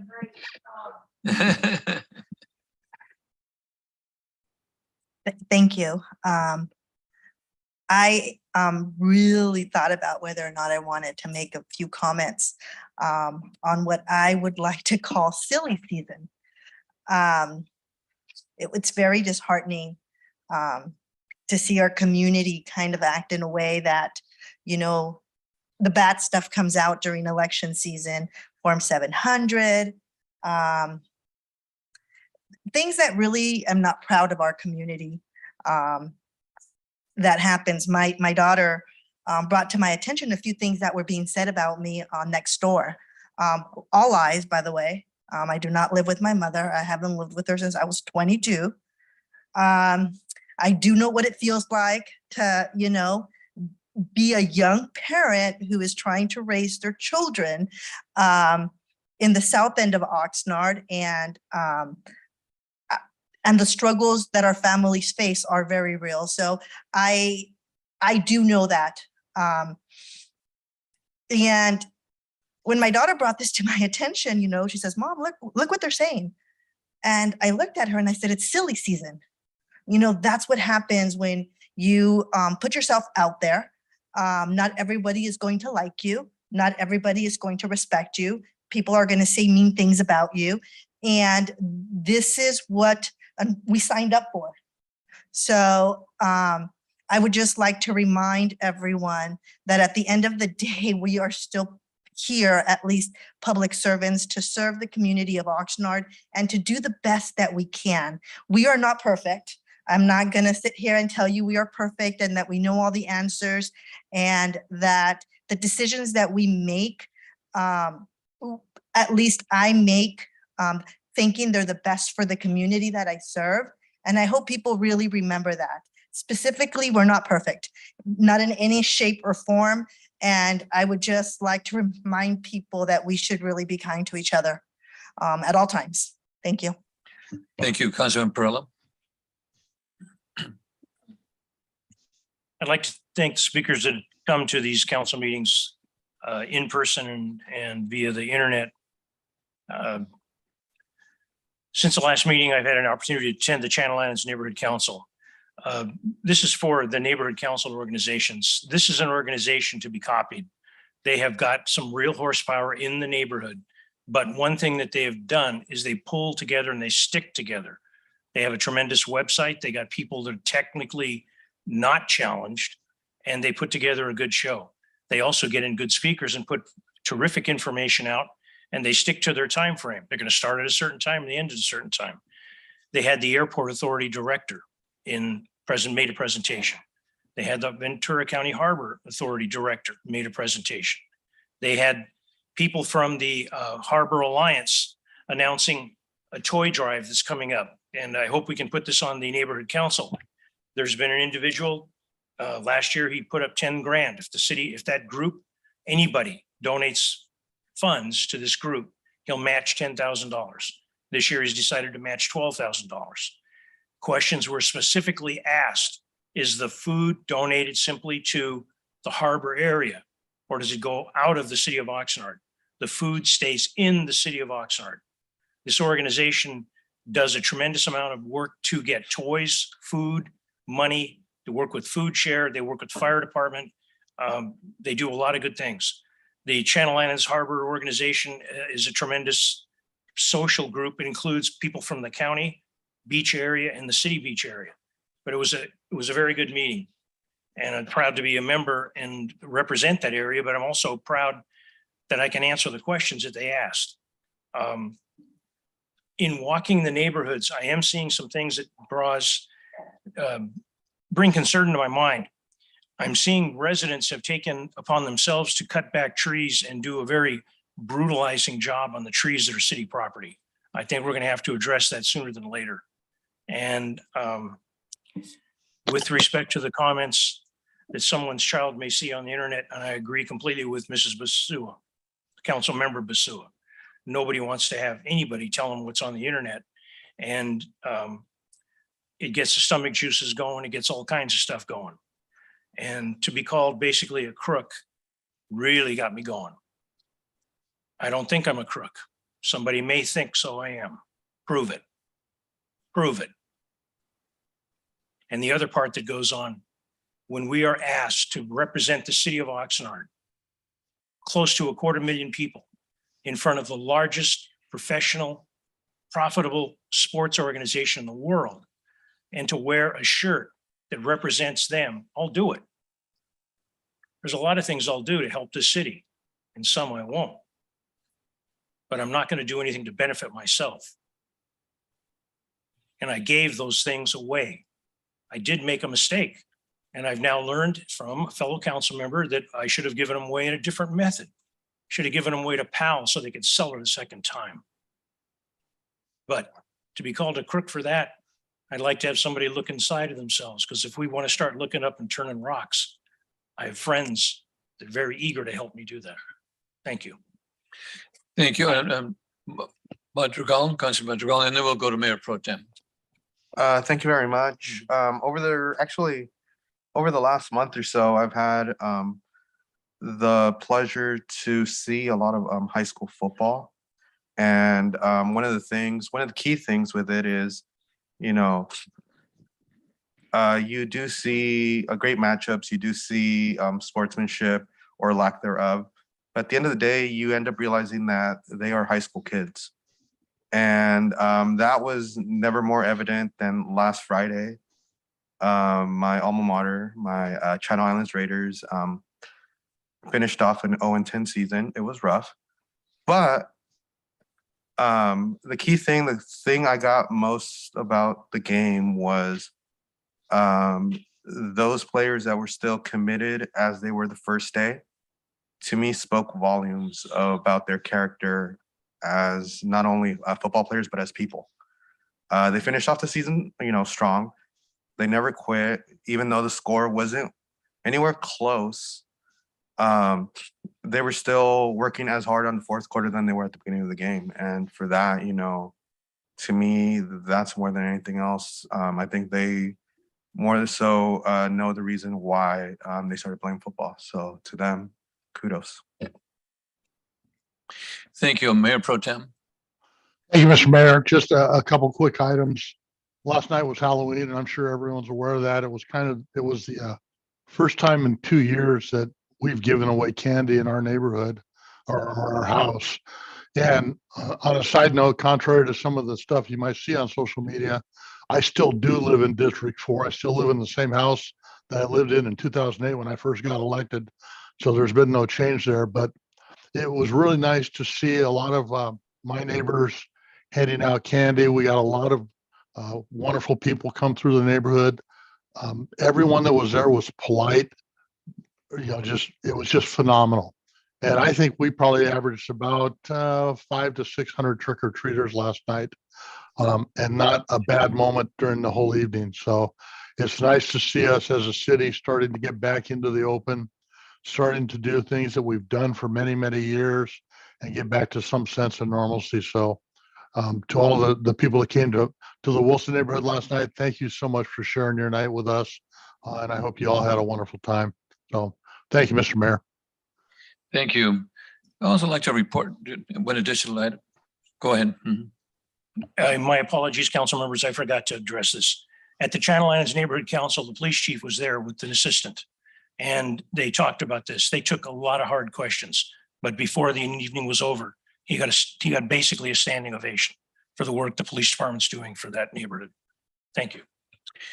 Thank you. I'd like to report that I want to thank Terrell Harrison and the community, the Recreation and Community Services Department. They had a wonderful event at Plaza Park on the 30th, the Fall Festival. It was really, really enjoyed by a lot of families and children. They had a carnival games, had food vendors, music, arts and crafts, and cakewalk and contests. It was just really, really great to see families get out there together at Plaza Park and enjoy the day. And it was just a beautiful, beautiful day here in Oxnard. So I want to thank him for that. Additionally, I also was invited to speak to several neighborhoods. In fact, I spoke to the Calgizer neighborhood, the Tierra Vista neighborhood, the Bryce Canyon North and South neighborhood. And it's really, really nice to see our police department there, our fire department share with us. And we also had Mr. Jeff Pangeli in one of our neighborhood meetings. And to hear all the positive issues from the residents is really makes you feel good. We talked about the priorities that we have in Oxnard. They mentioned how great the city's looking, even though some people say well, it's not. How beautiful even though we don't have enough water for our parks, but nice and clean, and all the things that we're doing for the city of Oxnard. So it was mentioned before, the neighborhood councils are really, really important to all of us, and they share a lot of the good things. One of the other things that we have, and again, I want to thank Terrell and his people from the Recreation and Community Services. They have the Dia de los Muertos there's an altar over at the museum, Carnegie Museum. It's a Mexican tradition where they actually set up an altar and to actually remember their families and their brothers and sisters that passed away. And they start off with commending the children, and then the middle class folks, and then the elders.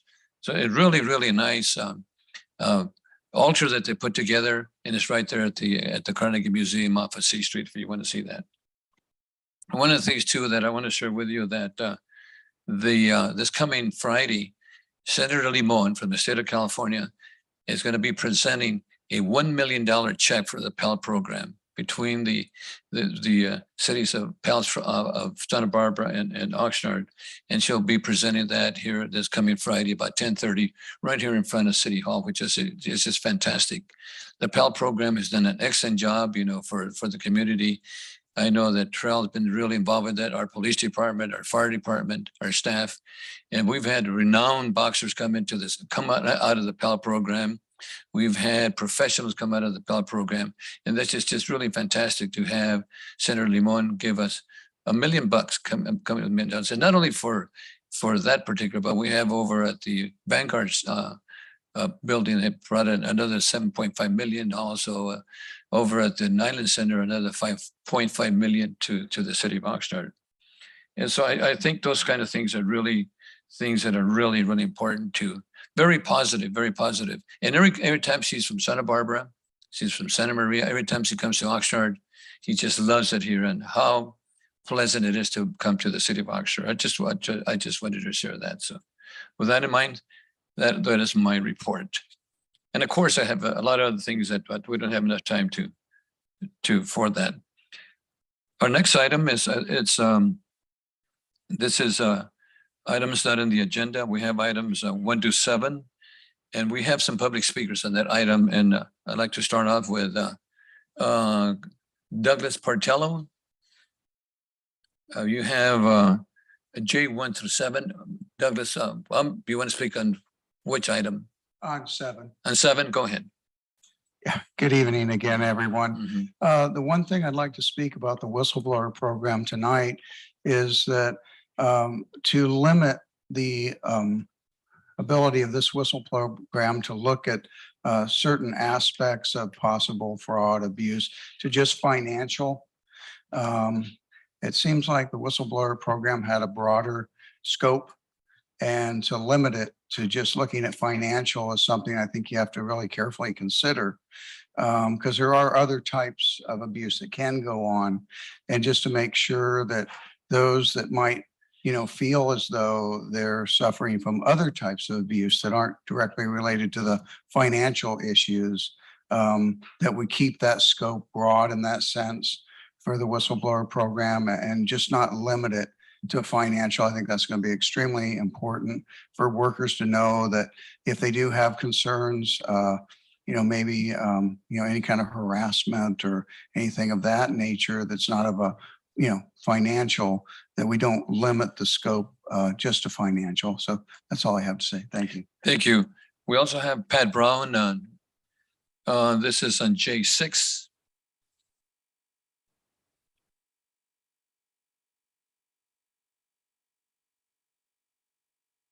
By the way, I was involved in the alcoholic beverage control group years ago, and we go around stake out places Is it? individually. Can you kind of back up a little bit? Yeah. There you go. So we A little bit more. did it for years. Back up a little bit from it. Oh, you don't want? There you go. Okay, but then they can't hear it back there. We can hear you. Okay, Thank you. we can't hear you, but you can hear us. You can't hear me? That's okay. Barely. Go ahead. Yes, from here, but not from back there. Go ahead, Pat. Okay, what I came up here for is the surplus declaration successor agency Meta Street parcel. That's just a small part of the redevelopment area in my neighborhood. It goes basically from 5th Street south through 7th Street and further south than that to 7th Street, we'll say. And then along Oxnard Boulevard, all those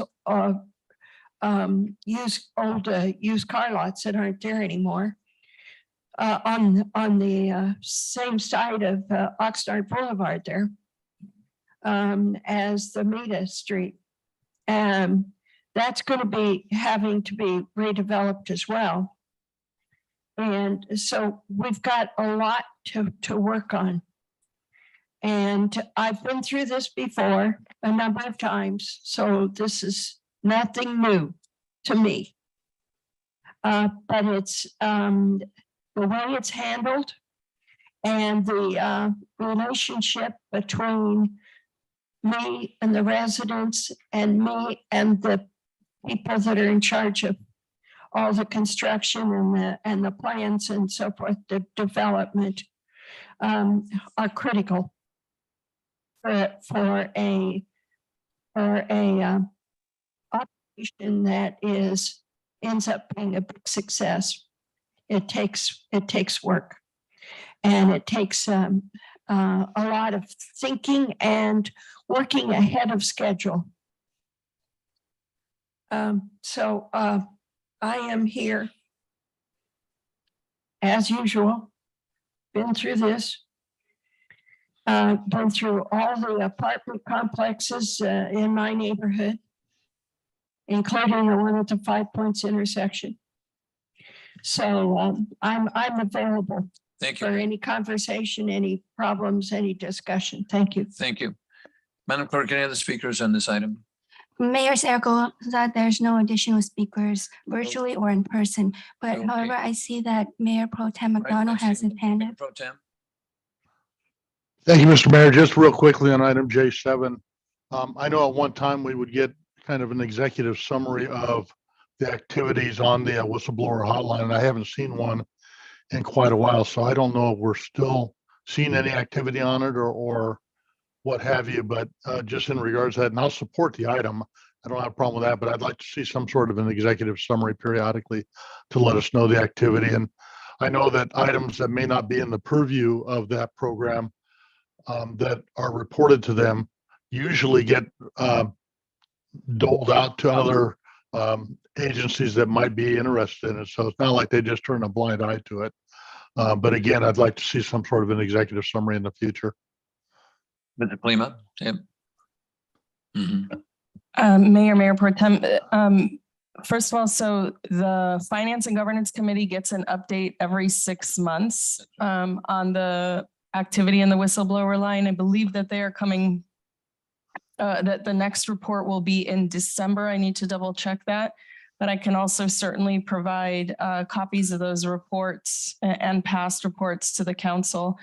I also needed to clarify, please, 2 items that came up since the Finance and Governance Committee. The contractor Centrio reached out to me to clarify because I made some statements and they wanted to clarify a couple of things, and I think these are important. First of all, with respect to the redaction, I had mentioned to Finance and Governance Committee that when somebody submits a complaint, that it is redacted so that it is anonymous.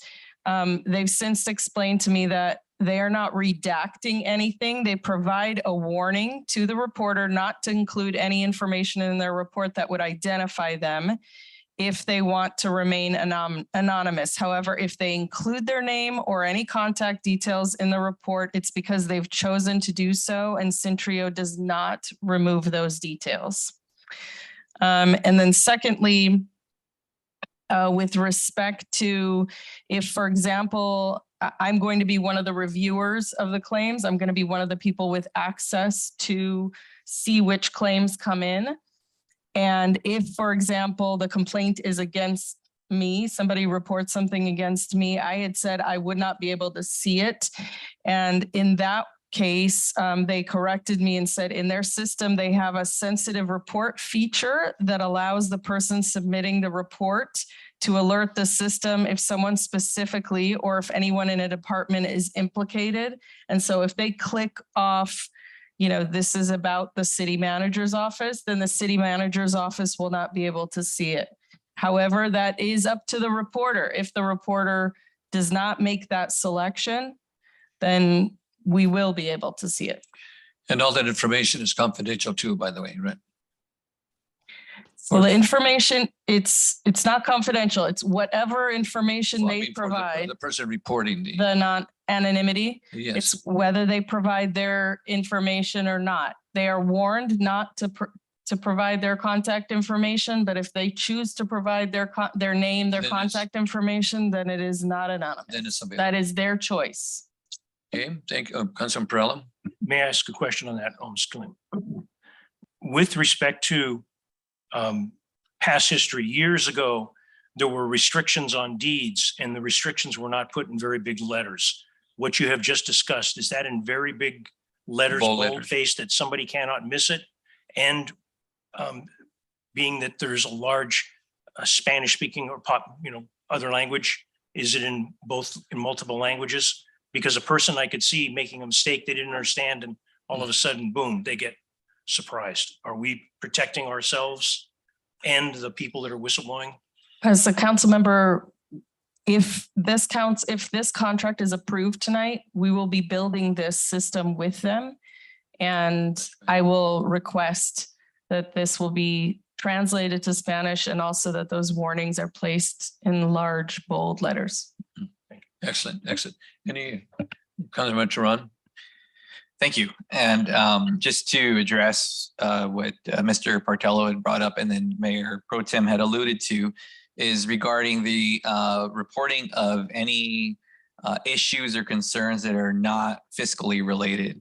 This system, if somebody reports those, there will be a way that is routed to a proper place, correct? Councilmember, yes. So we can have up to, I can't remember if it's 6 or 10, but we can have a number of staff members or whoever we select review those reports. And so one of the reviewers, for example, will be the HR director or his appointee. And so if it is an HR matter, it will be assigned to him and his staff. Or if it is, for example, public works matter, it would be sent to the public works director and so forth. So yes, if it's not fraud, waste, and abuse related, then it will be routed to the appropriate department. And we do, in fact, forward these to the county or to other entities if it's completely outside of our purview. Thank you. And I think it's worth mentioning, as it was mentioned at the Finance and Governance Committee as well, that when we talk about fraud, waste, and abuse, we're looking at fraud around theft of time or falsifying time cards or theft of materials and supplies from the city. Is that correct? Correct, council member. It's any type of financial fraud, waste, and abuse. Thank you very much. And I want to thank you for being able to clarify that. When it comes to the whistleblower hotline, I learned a lot, or the whistleblower program, I learned a lot from it from sitting on the committee that reviewed the bid for it. And I just want to thank the staff again for all the work that went into it. It's a very important program, and I learned a lot about it, as I mentioned. And I'm very pleased to hear that we have a really good vendor who's stepped up, and it sounds like we have a really great agreement that can come from them and a system that can come from that as well. So thank you. Thank you. Thank you, Mr. Lima. Yeah, okay, we have 1 to 7 items here. What's the pleasure of the board? Mr. Mayor, we do have one more item we'd like to comment on, which is item 5. Okay, go ahead. Regarding item J5, I just wanted to provide clarification that there is no financial impact associated with that ratification of that agreement. We felt a lack of clarity based on the different amendments that had come forward of what was said in the agreement versus the staff report. So in full transparency, we brought this ratification forward to you. Like I said, there's both mathematical and clerical errors. No new money was added. The money that we do use for these homeless services for the Mercy agreement are restricted for that use. So I just want to make sure that that was clear. Thank you for the clarification. Councilman Perrella. I have questions on 2 and 5, but Ms. Golden, mathematical error. I don't know anybody that doesn't make a mistake when adding, subtracting, multiplying, dividing, but on a mistake when the numbers are in this area. How was the mistake found? When we were processing the 4th amendment and putting together all the math for it, we noticed in amendment 1 that $236,000 was double counted. Part of that was because we had an influx of money coming in from different sources for response to COVID-19 relief. So the money was always budgeted in the proper account. And then the other error to get to that difference of $479,000 was actually just messing up numbers on the cover sheet of an agreement versus what we put in the staff report. It was no longer actual mathematical errors. It was typographical or clerical errors. So in the first time reading it, it sounds like, holy moly, what's happened here? But when we get a little bit more into the explanation that you have, our own staff found these errors, and our own staff under the leadership of management is bringing and making them public. We're not trying to hide anything. Correct. We were authorized to actually make the payments because we had the full agreement amount of the 6.2 million that we needed. But because the different staff reports said differently, we wanted to make sure it was clear that the money was there and used for the intended use. And holy moly weren't exactly my words. Yeah. My fellow councilman, I can tell you, I think that this, if I was Standard & Poor's and I were to see something like this, I would give very positive marks to the city. When there's a mistake made, it's extremely transparent, a use of a word that is abused beyond belief. But in this case, we are doing exactly what transparency calls for. We're sharing it with the public. We're not hiding anything. We're going to take our licks. We're going to get, some shots on this, but everything is above board. And I want to thank the staff. And I make mistakes. I don't know anybody else that doesn't, but thank you for that. Okay, item number 2. On item number 2, the tree issue. Do we have an idea of roughly what we've done in the past with respect to moving dead trees? Because I know that's been an ongoing issue. There are a lot of people in the community that bring this to the attention of the council and the city staff. Some people are honing in on it quite extensively, but it's not that we've been asleep at the wheel. We've been working on this for a long time. And what can we give and share with the public as far as results, as trees been removed that needed to be removed? Thank you, Honorable Mayor and City Council members. Steve Howlett, your Assistant Public Works Director, to answer Councilmember Perillo's question. The period of time for this grant was 2018 through 2021. During that time, for this grant period, 1,087 trees were removed. Since this grant ended, we've removed 87 more trees since then to date. Thank you very much, Mr. Howlett. Thank you very much. And Ms. Golden, thank you very much for answering the questions that I have. Thank you. That's all I got. Thank you. Council members, we need a motion this item. Mayor Zaragoza, there are no additional speakers virtually or in person for this item. Thank you so much. Mr. Mayor, I would move info consent. Okay, moved by Mayor Pro Tem, second by Council Perillo. Please vote.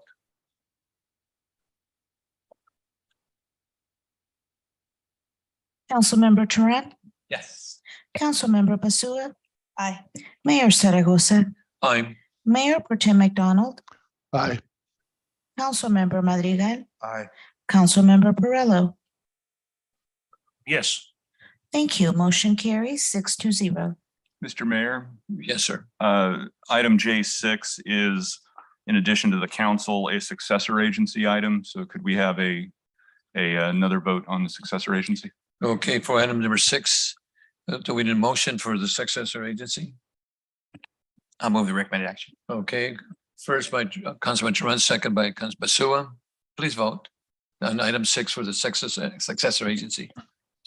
Councilmember Turan, Yes. Councilmember Basua, Aye. Mayor Zaragoza, Aye. Mayor Pro Tem McDonald, Aye. Councilmember Madrigal, Aye. Councilmember Perillo. Yes. Thank you. Motion carries 6-0. Thank you. Our next item is, this is a time and place to set a public hearing on item K1, Community Development Department. And the subject is ordinance regarding building regulations. The recommendation the City Council approve the first reading by title only and subsequent adoptions of any ordinance repealing and enacting Article 2 through 12, 15, and 16 of Chapter 14 of the Oxnard City Code pertaining to the California Building Code, California Residential Code, California Green Building Standards Code, International Property Maintenance Code, Uniform for Abatement of Dangerous Buildings, California Historic Building Code, California Electrical Code, California Existing Code, Building Codes, California Mechanical Code, California Reference Standard Code, California Plumbing Code, and California Energy Code, fire codes, and fire sprinklers. We start off with the clerk's certification of publications and any written communications, if any. Madam Clerk. Mayor Zaragoza, there was a legal notice for this public hearing published in the Vida newspaper on October 20th, 2022. And the city clerk's office did not receive any written communications on this item. Thank you, Madam Clerk. Members of the public are invited to sign up to speak on this item on the city's website. And a person who did not sign up can do so now by following the instructions posted on the agenda of this meeting at the city website, oxnard.org, city meetings. We have Jeff Pengelly, Assistant Director of Community Development, in accordance with measure, and posted a video presentation regarding this item, and is available to answer any brief clarifying questions council members may have before we take any public testimony on this item. And then the council will deliberate after the public hearing has been closed. Do any members, council members, have any questions at this time of Jeff? Council member? Just Mr. Pengelly, does this cover any issues with respect to earthquake? Any buildings that may have been not earthquake retrofitted, or does this get into that at all? Mayor Pro Tem Council, Councilman Perillo, This does not specifically address seismic retrofits. This does modify numerous seismic provisions within the model code and within the California version of that model code, the California Building Code. We make small revisions to be consistent with some of the post-Northridge earthquake seismic provisions, some of which for some reason are not carried over into the model codes. We receive input from local building officials groups, the Structural Engineers Association of Southern California, et cetera. But these are modifications to the published state codes. This is not a retrofit ordinance, if that answers your question. Yes, and one of the reasons I continually ask this about earthquake, we have a parochial school in town that has not been earthquake retrofitted, but it comes under the State Department of Architects office. So we have no control over that, my understanding. Is that correct or not? Public schools would be under the regulated by the state architect's office, correct? That is correct. If you mentioned Parochial parochial schools would be the school, same? if that's a privately owned school, then that would be under the city's jurisdiction. Okay, thank you. Thank you, Jeff. And we're basically following the state updates, right? And also other municipal updates. Is that correct? Yes, Mayor, we take the state's building codes, we make some small tweaks here and there based on local conditions, topographic, geologic, et cetera. And those criteria are all spelled out here in the staff report and in the slides. We make those modifications. Again, they're locally based, but effectively we are adopting the state building codes. Thank you. Council members, any additional questions before we continue? If none, then I'm now going to thank you, Jeff. Thank you so much. I'm now going to open the public hearing portion of this, open the public testimony portion of this hearing. And any speakers that wish to speak have up to 3 minutes on this item. And Madam Clerk, do we have any speakers on this item? Mayor Zaragoza, we do not have any public speakers for this public hearing. Thank you. Not virtually or in the public, right? That is correct. No public speakers virtually or in person. Thank you, Mayor Zaragoza. Thank you. So there's no speakers on this item. I will close the public hearing. Council members, do you have any additional comments on this item? If not, I'll entertain a motion. So moved by Councilman Perrella, second by Councilman Basua. Mr. Mayor? Yes, sir. Before you take the vote, if I could have the motion just modified ever so slightly. It deviated from our usual wording on this. I'd like it to read that the City Council approve the first reading by title only and waive further reading of an ordinance. And then the rest of that wording would stay the same, just adding that you're waiving further reading of this. So does that fit your motion? Accept the motion. Okay, second. Good. Okay, roll call.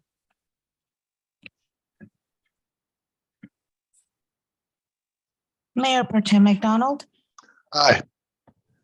Councilmember Madrigal, Aye. Councilmember Perrello, Yes. Councilmember Tehran, Yes. Mayor Zaragoza, Yes. Councilmember Basua. Aye. Thank you. Motion carries 6-0. Okay, thank you. Our next item is L1 reports, and this is a city treasurer report. The city treasurer monthly investment report for the period ending September 30, 2022. Do we have any speakers on this item, Madam Clerk, either virtually or? Mayor Zaragoza, there are no speakers virtually or in person for this item. Mr. Molina?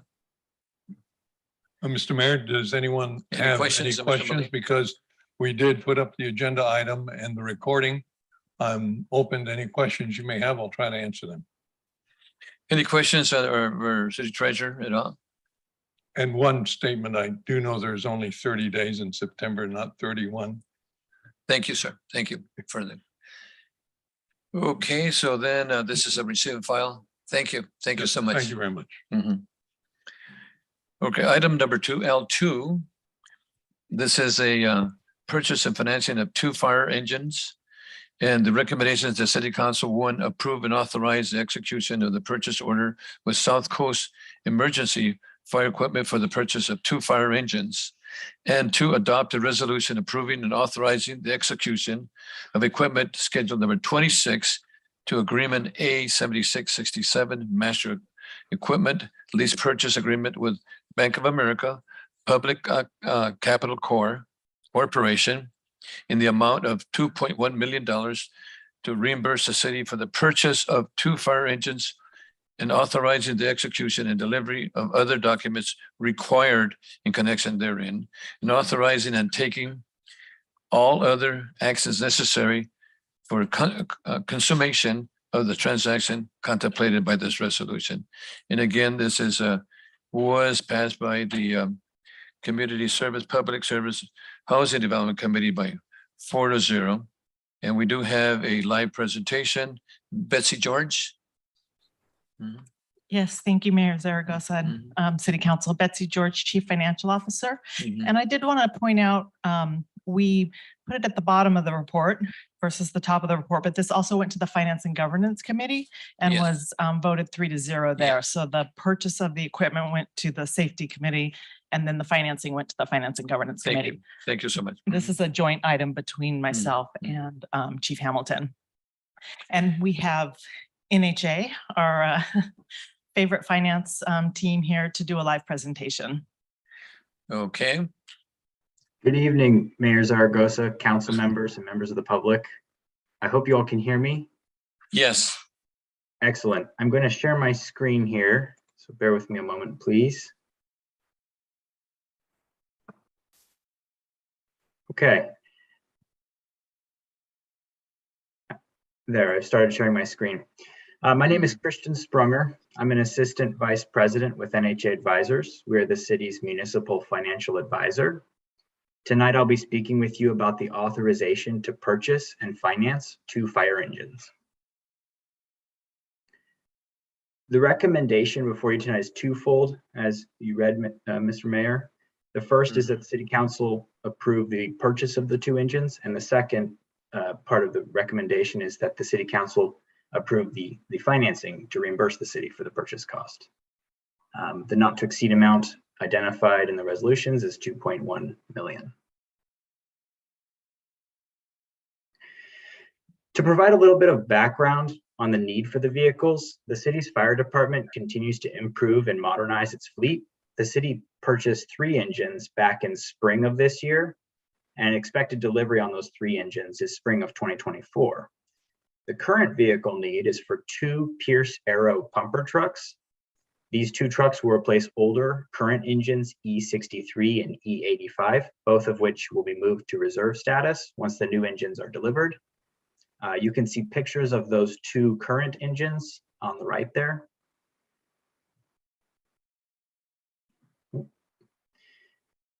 City staff have selected South Coast Emergency Fire Equipment as the vendor for these 2 trucks.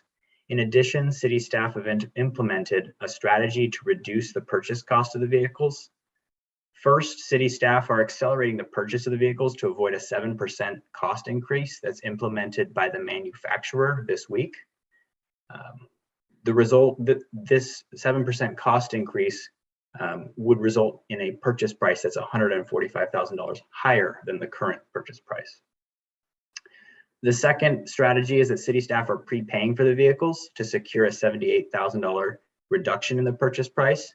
So the combined benefit of these 2 strategies is about $224,000 in reduced purchase price of the 2 vehicles. The total cost of these 2 engines will be just under $2 million, an amount that is in line with the city's fiscal year ending 2023 operating budget. The upfitting and equipping of the engines will cost an estimated $182,000 a piece, but this cost will not be incurred until the engines are delivered sometime in fiscal year 24-25.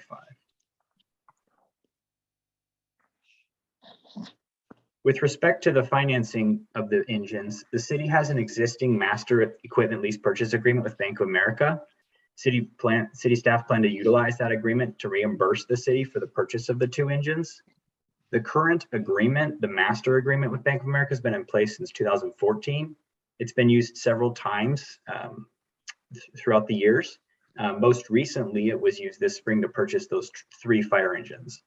The current draw is schedule number 26. So every time there's a draw against that master, the next number 26, 27, et cetera, is added. So the current is 26.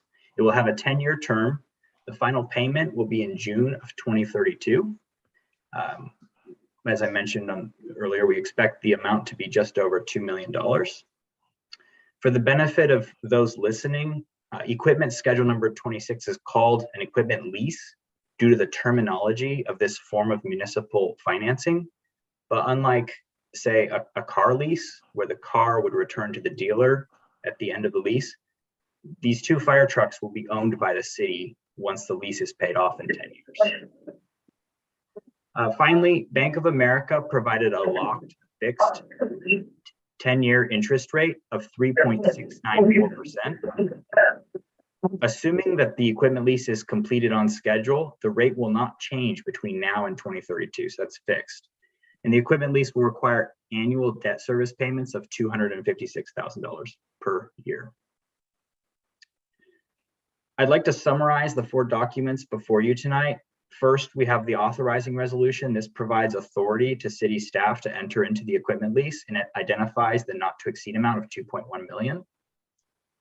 The second document before you is the master equipment lease purchase agreement. This was approved by City Council and executed back in 2014. This document is not changing. The terms aren't changing. It's the governing document for these leases.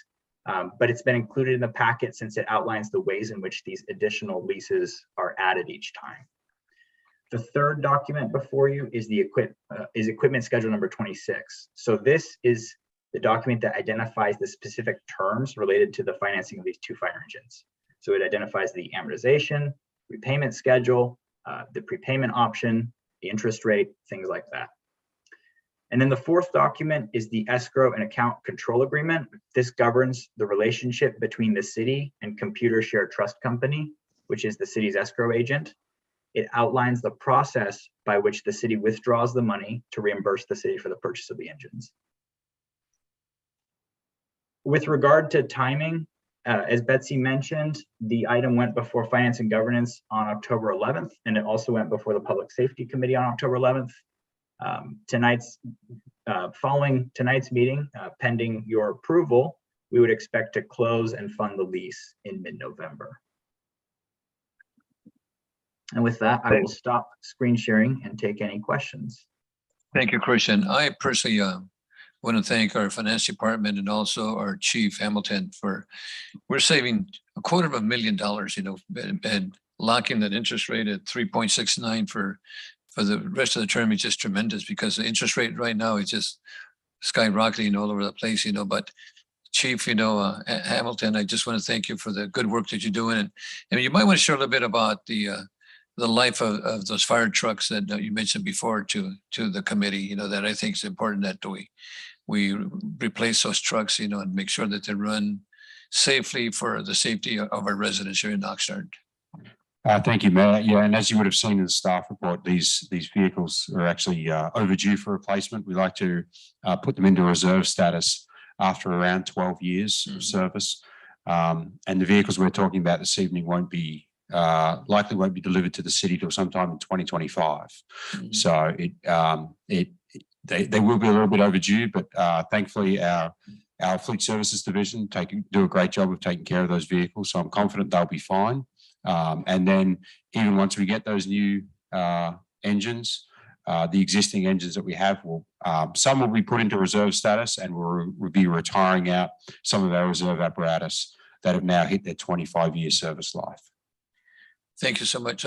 Betsy, you want to share anything for your excellent work that you've done? No, you were good. Okay, council members. Councilman Teran. Thank you, Mayor. And I know we have in front of us the financial piece of this for finalizing, or at least taking the next step in purchasing these fire engines. I had asked this at the Finance and Governance Committee as well, and I'm hoping Chief Hamilton, would you mind sharing a little bit about these new model engines that we're purchasing, these apparatus? Will they have the separate compartment for the gear for our firefighters? So when they come from a fire, the off-gassing that occurs on their gear will be in a separate ventilated area so that they're not exposed to that? Councilmember Teran, thank you for the question. And yes, you are correct. So these engines that we are purchasing we're moving to what's called a clean cab design, where we keep anything that may be carcinogenic out of the cab where our personnel will sit.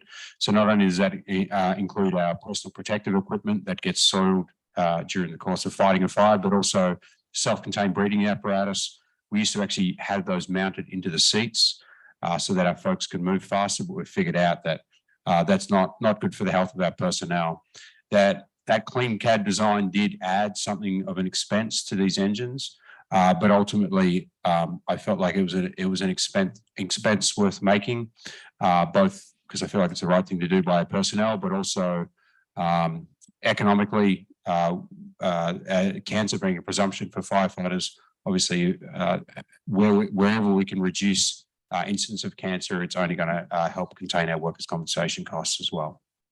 Yes, thank you for that. And as you mentioned, I think it's important for folks to know that that point you just made, where yes, this on paper may have had an added expense as a feature or a functionality of the new engines. However, when you look at the long run of the health and safety of our personnel, and then long term, if they were to get some kind of cancer or illness from the off-gassing and the carcinogens that they're exposed to, I mean, there's far more expenses to that.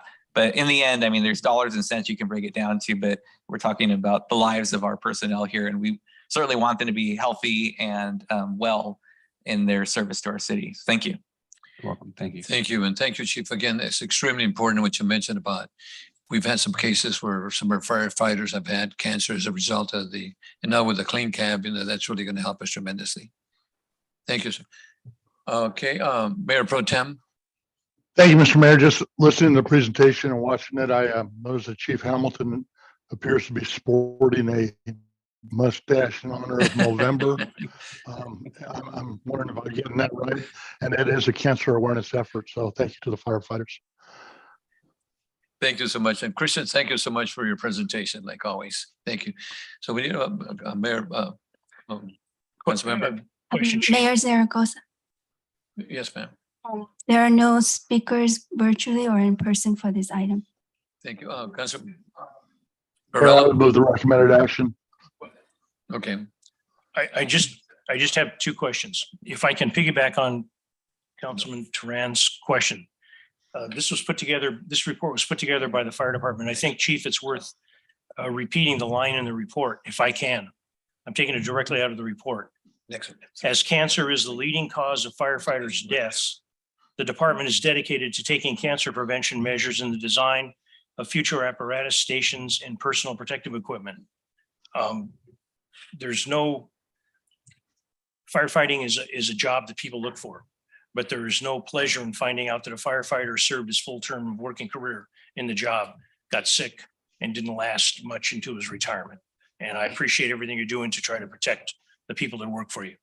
The second question I have is separate from this. This build out of the truck, it is amazing. It's expected 2.5 years to build out the truck. Are we finding that we're having problems with, as we did with chips in cars not too long ago? A most recent event is Ford Motor Company. The fancy little emblem on the front of the car that says Ford, the company that does the enameling on the Ford, they couldn't keep up, so it stopped all the Ford progress till they could get that. Is there anything that they have to produce this truck by the end of that time, or there's some penalties that we recover for the long time that they are beyond the date of expectation? There isn't any penalties. They won't at this point give us a delivery date or an estimated. They're giving us an estimate of I believe it's the spring of 25. But there isn't. We couldn't set a hard deadline just because they really don't know because of the supply chain issues. What Pierce does with when they build an engine, they actually gather every single piece of that engine before they start building it. And so they need to make sure they have everything in place. And so they won't even put something on the assembly line until they have every single piece that they need. And as you can imagine, that there's a lot that goes into your engine. That's a tremendous amount of information for the public. Thank you very much. It's important. Thank you. Thank you, Chief. We have a speaker, Larry Stein, on L2. Thank you very much, Mr. Mayor, members of the council, staff, and the public. Concerning the current finances situation, inflationary, if you bought the trucks and let it sit there, you'd be making money because inflation's going up tremendously. Interest rates have gone up dramatically. So I'm sure the fire company trucks will be losing money just selling the trucks to us in the long term. So I commend the purchase of that for this particular purpose. But my overall concern is do we really need the fire trucks? Considering the cost of service for fires prevention and fire status versus the actual cause of services by the fire department.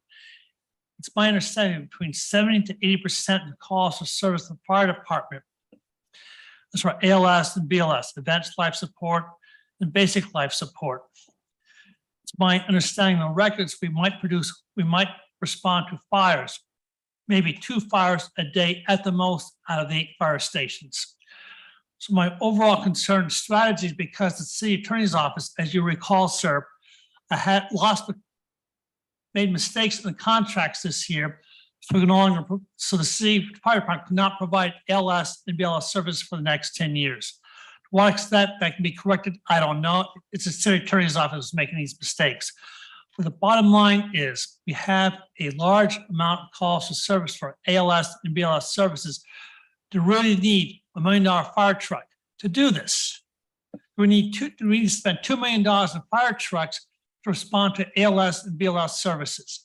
So while it's a great price, we're getting great financing deals and costs are going up, the concern I have is really redeveloping our services so we have a more response time for ALS and BLS services instead of sending a fire truck out for a headache or a accident for inside a house or emergency inside the house for health. We really need a $1 million fire truck to do that. So again, long-term strategy is should be diverting our resources, expanding our resources to get away from fire suppression and having increased services for ALS and BLS services. So again, overall, the purchase is a great deal. The interest rates are going out. I've been involved in fire research for 30 years. One of the companies I consulted actually made fire seats for fire trucks 30 years ago. So I have some experience in fire truck development, not as much as I did back then. But anyways, it's a good price. It's a good product. Even if we buy it, we can sell it for more money. I suggest we look at additional services than just fire suppression. Thank you much for your time. Thank you. And I just want to share something with you that I don't care how expensive a truck is. If your house is on fire or somebody's on fire, we want the best truck there to get there and save those people. It's a matter of saving people. It's not a matter of money. Thank you, sir. Okay. Councilor Perrella. I would just like to say something. Mr. Stein's comment with respect to the city attorney, we were operating on the fact, if memory serves me right, we're operating on the thought process that we had an opportunity to do the contract with the ambulance, and a judge made a determination that the decision was against us. Mr. City Attorney, is that close? Because I don't want it to leave this item that the city attorney's office dropped the ball. I don't think we did. Yes, the city, through the council's action, made an effort to acquire the ability to have more control over ambulance service in the city. And unfortunately, the court did not see it our way. Thank you. Thank you. Okay, we have a motion by Mayor Pro Tem. Mr. Mayor, can I make a quick comment? Yes, sir. Go ahead. Unfortunately, in the emergency services spectrum, I think you have to design equipment for the highest and greatest use. And I would argue that highest and greatest use would probably be firefighting, although it may not be the most common use. And then lesser uses, but just as important, would be ALS and BLS activities. But no one plans on having a fire. No one plans on having a medical emergency. No one plans on being in a car wreck, but that stuff all happens. So I think we need to have the equipment available for the highest and best use, which would be the fire, and hopefully that we can prevent a terrible tragedy from becoming a calamity by having the best equipment available, even though it may not get used. So because of that, I still think this is an excellent purchase. Thank you. Thank you. And I think you made a motion on this item. I did, Mr. Mayor. I moved approval. Second by Councilman Turan. Please vote.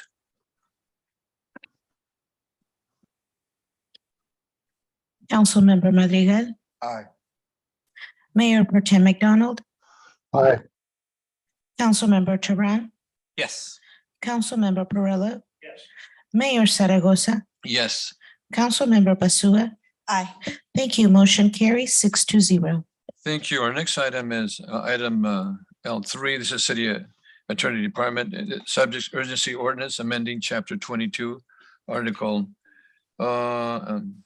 13 of the Oxnard City Code.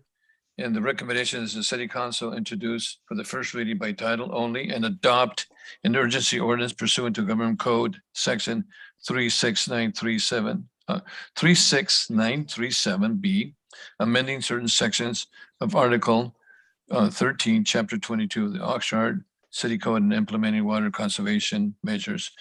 And Mr. City Attorney, you want? Just a minor correction. The Roman numeral there is 8. 8. Oh, excuse me. Okay. So, and this again is an urgency ordinance. So the item following this will be a non-urgency version of the same ordinance. And the reason we're doing that is because of the severity of the drought emergency and the need to have this take effect immediately. And if you have further questions, Assistant City Attorney El McCarron is available on Zoom, and I believe we may have some water people here too. And of course, this is a pre-recorded per Measure M. Council members, any questions on this item? We have for Karen or City Attorney. If not, we have three, excuse me, two on L3 it's Larry Stein followed by Pat Brown.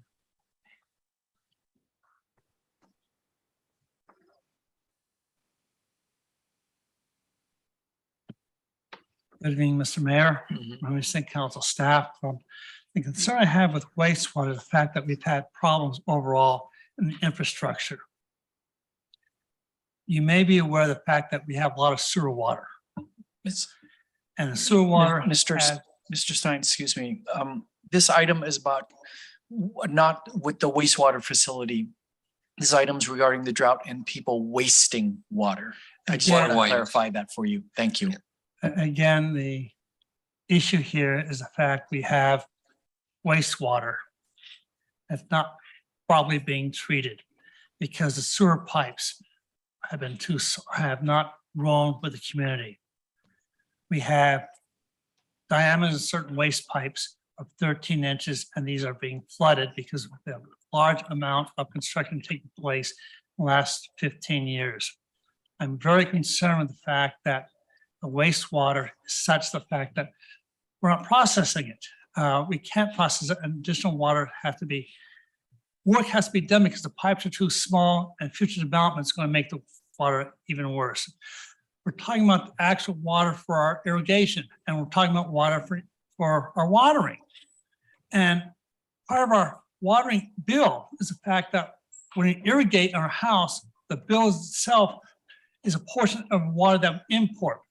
So if we're irrigating our water during the summer, and we don't irrigate the water or use water for irrigation during the winter time, we still get charged as a percentage of water usage. So the percentage that we use for water for our showering normal needs, the bill goes up when we use that water for irrigation. So I encourage people to conserve your water for irrigating because you're going to be charged for it through your water bill. So by taking water in large containers and using it in a capricious fashion, such as buying a 35-gallon water container, store the water and use a 600 mph pump, then you generate the water to irrigate without using excess water. Again, thank you for your time and consideration. Thank you. Pat Brown, L3.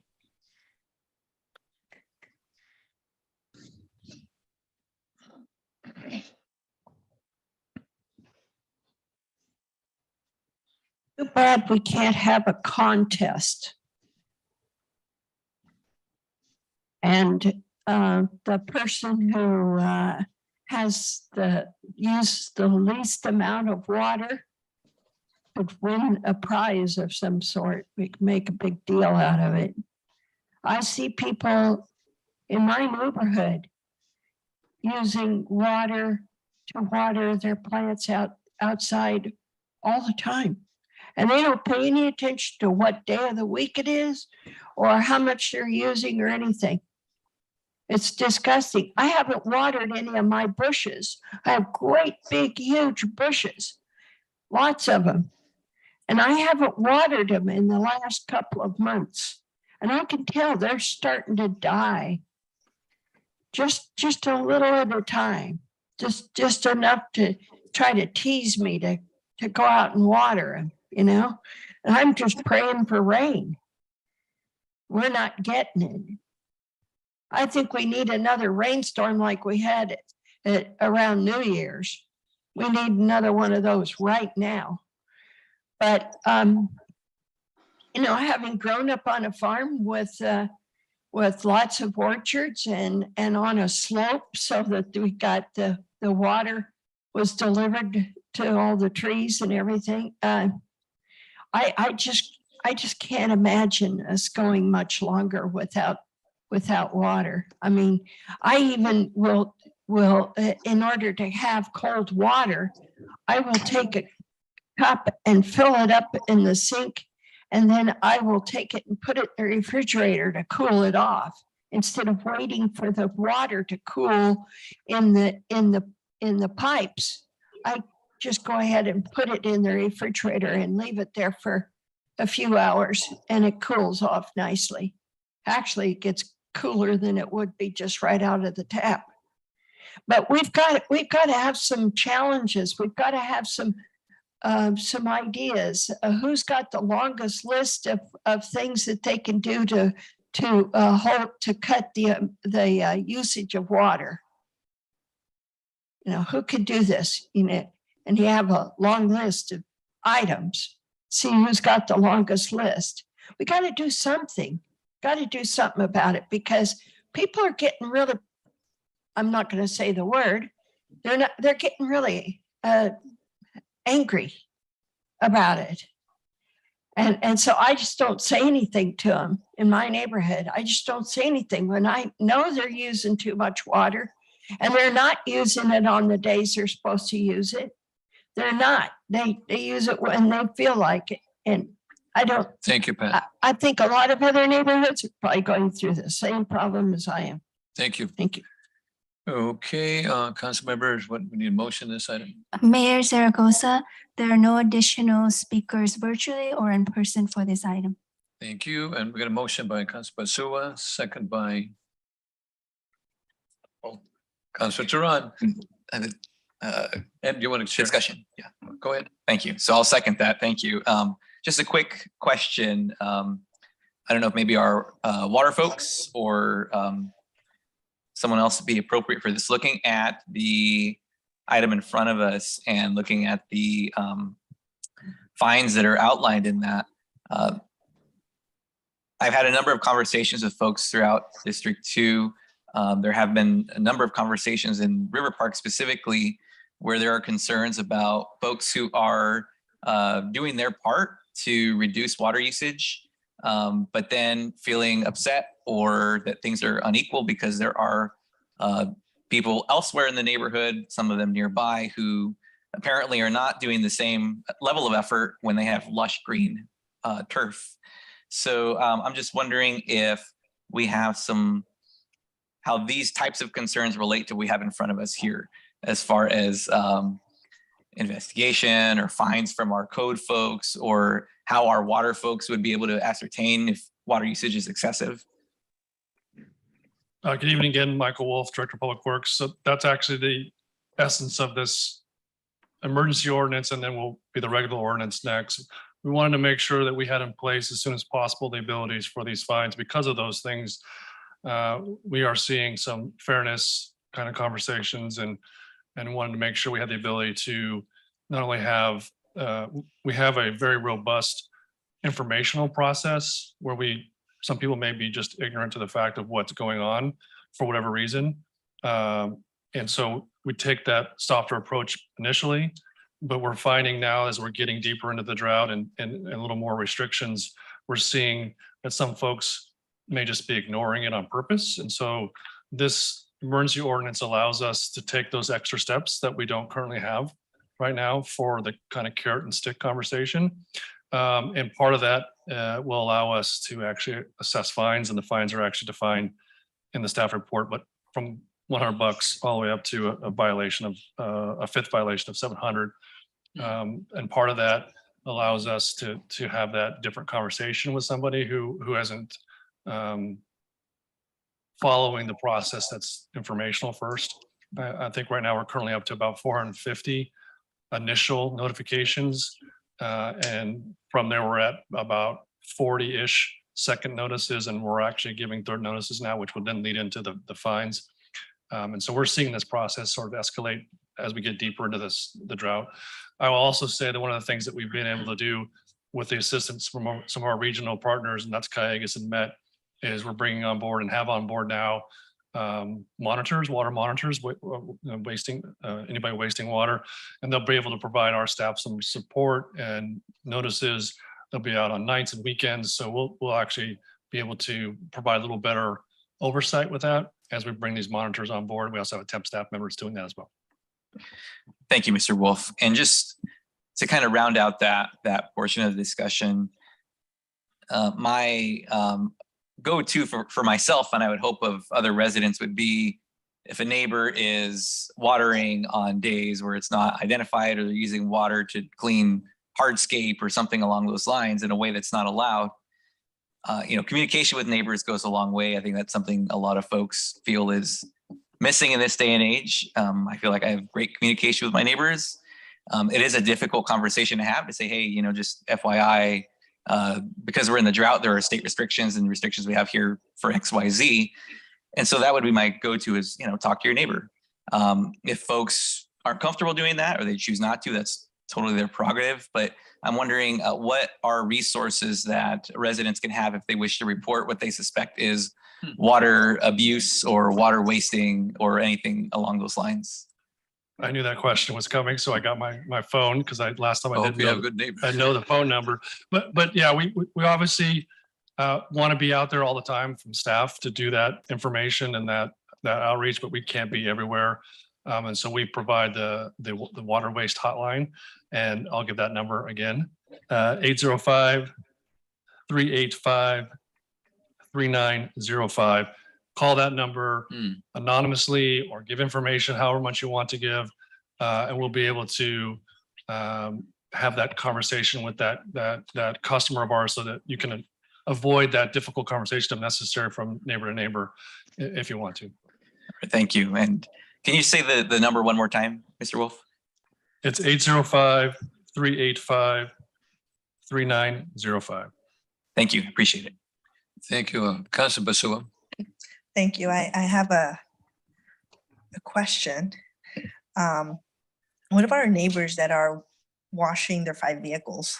I mean, even though they're not watering their lawns, they're washing their vehicles. I mean, is that something that it's going to get? I mean, because they're not watering their vegetables or anything. But so we do have some permanent water restrictions in our ordinances, and then we have this emergency ordinance, which will hopefully, with council's approval, have a regular ordinance. There are water restrictions that are in play in both of those, and some of the permanent ones are water waste. Like, and I'm trying to think of them. I don't have them in front of me, but some of them are just preset water waste, regardless of what drought condition we're in. And part of that is like runoff, meaning if you have runoff that goes past your property into the gutter, that can be a finable or a process by which we can escalate to a fine. I don't recall, and maybe the city attorney's office knows specifically, if we put in the washing of vehicles. I just don't remember which, what section that may be in, and maybe Elle knows the answer to that. Yeah, we do not have a prohibition on washing vehicles right now in the urgency ordinance. There is a waterways provision in the permanent section, like what Michael was discussing. So basically, if there's going to be any overspray, like if they're leaving their hose running while they're washing the cars in between, they're not using a bucket or a hose with a shutoff nozzle, excuse me, all of that could be subject to our fine system. It would be a warning letter first, followed by a notice to correct. And if it continues to happen, then we get into the administrative fine and violation scheme. Okay, the same way with washing your driveway, is that? So that one actually. That would be prohibited, yep. Yeah, that's one of the ones that's prohibited. Okay, but we better mention that. So you can wash your car, but not your driveway. Not the driveway. Now, there are, as the city attorney's office mentioned, there are some limitations to washing your vehicle. You have to have a shut off and automatic shut off, things like that. Unit, yeah. Fun, yeah. Thank you. Okay, so Councilman Perrella? Question. I appreciate the information about washing the car. Use a bucket. You have to have a nozzle on the hose shut off, and no water is supposed to get, assistant city attorney, no water is supposed to get in the gutter. What if you wash your car on a slanted driveway? So we're getting, I think your point, Councilmember Perrello, is there's a water quality and MPDS component to this conversation as well. Okay. And so I don't want to conflate them too much, but there's an illicit discharge or illegal connection component of our MS4 and MPDS permit, which says that you're not supposed to have an illicit discharge into the storm drain system. And so those, like the businesses that may do car washing, fall under that component where they're not allowed to have their runoff discharge into the storm drain system, curb gutter, and catch basin. The compliance from a single family residential is similar, but we don't have anybody that I'm aware of that goes out and does that immediate enforcement. So we're relying on everybody understanding that what's in the code and the requirements for washing a vehicle, and some of that may run into the gutter from your slanted driveway. Now, I would say that if we were called, we would go out there and take that next step based on that. Okay, thank you. Mayor, Thank I'd you. just like to make a couple of comments Go on ahead. this. I'm very fortunate that I have an opportunity to sit in on these drought meetings that Callegas has, and our city staff and the city of Oxnard is well represented in those meetings. Good people working for the city of Oxnard in those meetings. But some things that come out of those meetings, people will share information from different cities, different organizations. And one of the things that's coming out as the water is getting tighter and people are using less and less water, there's less charges for water coming into organizations, and the organizations are now in a spot where are they receiving enough money to cover the overhead of the organization? And it's going to be something that all organizations are looking at.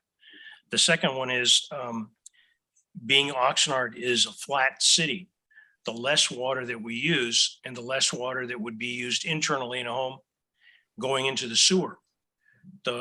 It takes a certain amount of liquid to push the solids in the sewer system downstream.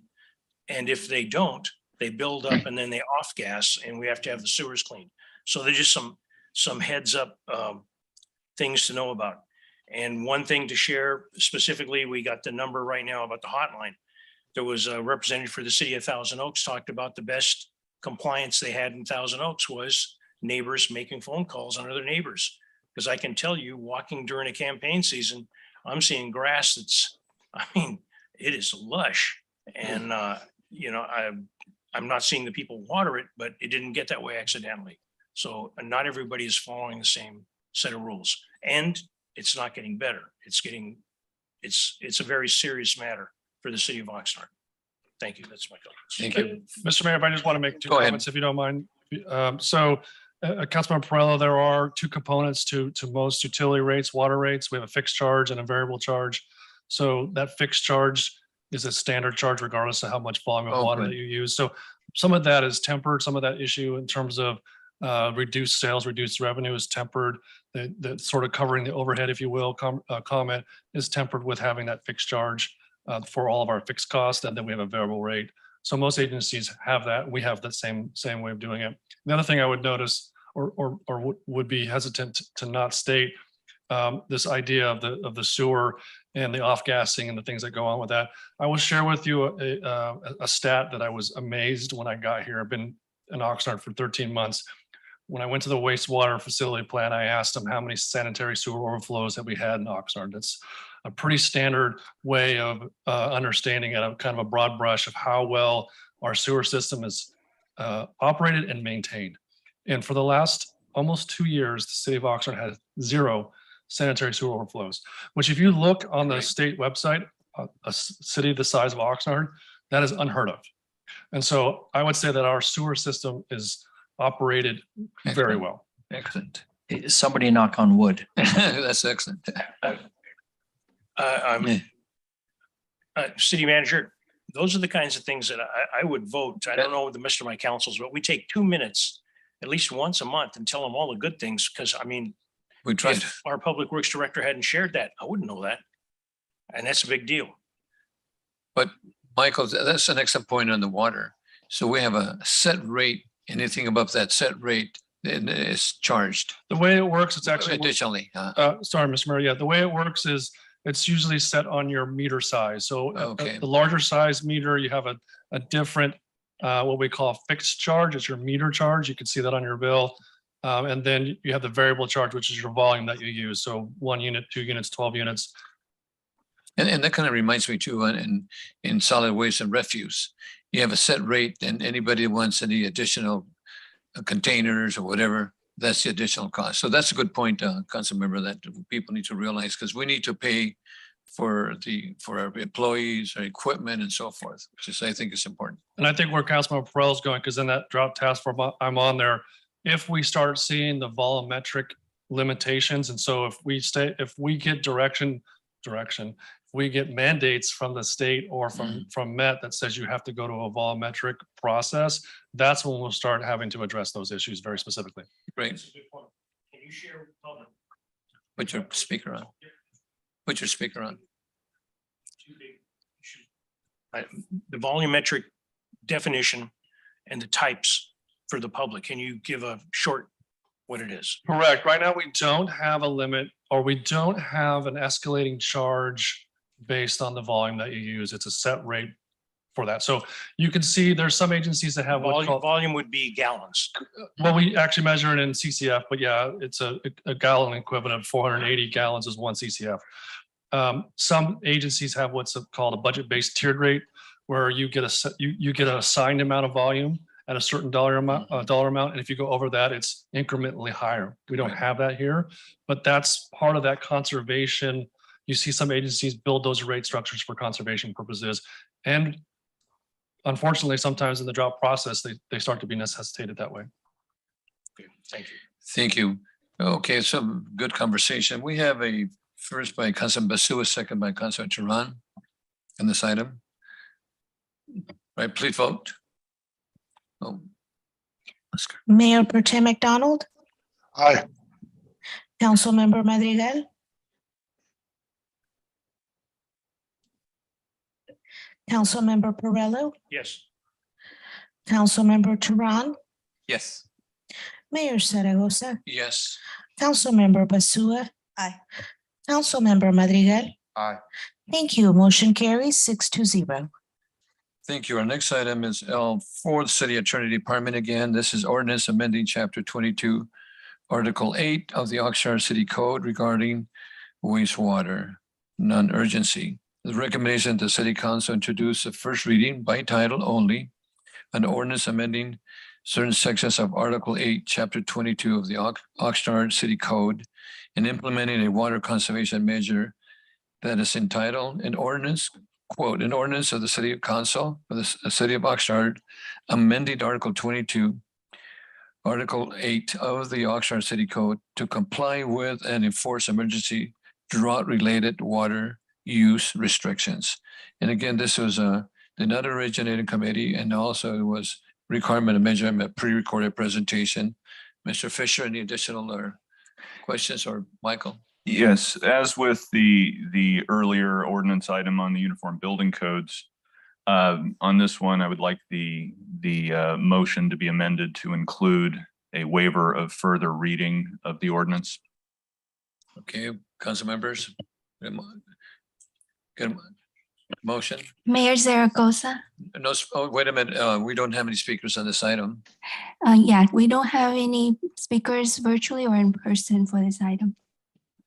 Do we need a motion with it amended? Okay, and second by Councilman Turan. Please vote.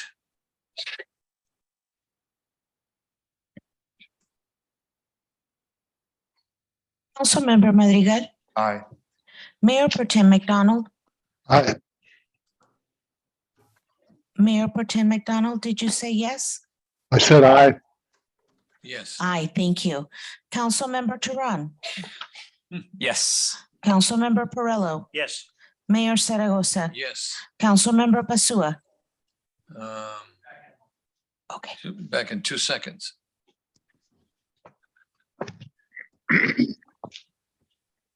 There she is. Okay. There Thank we go. you. Motion carries 6-0. Thank you so much. Our next item is a Public Works Department recommendation speed limit 2022 engineering and traffic survey results, amending section 8-2 of Article 1, Chapter 8 of the Oxnard City Code.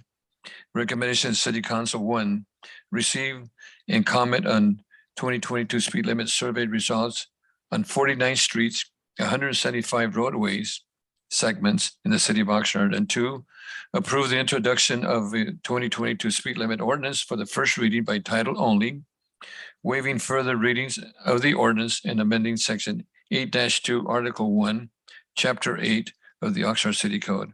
And this was Transportation and Public Works Transportation Committee approved it by 2-0.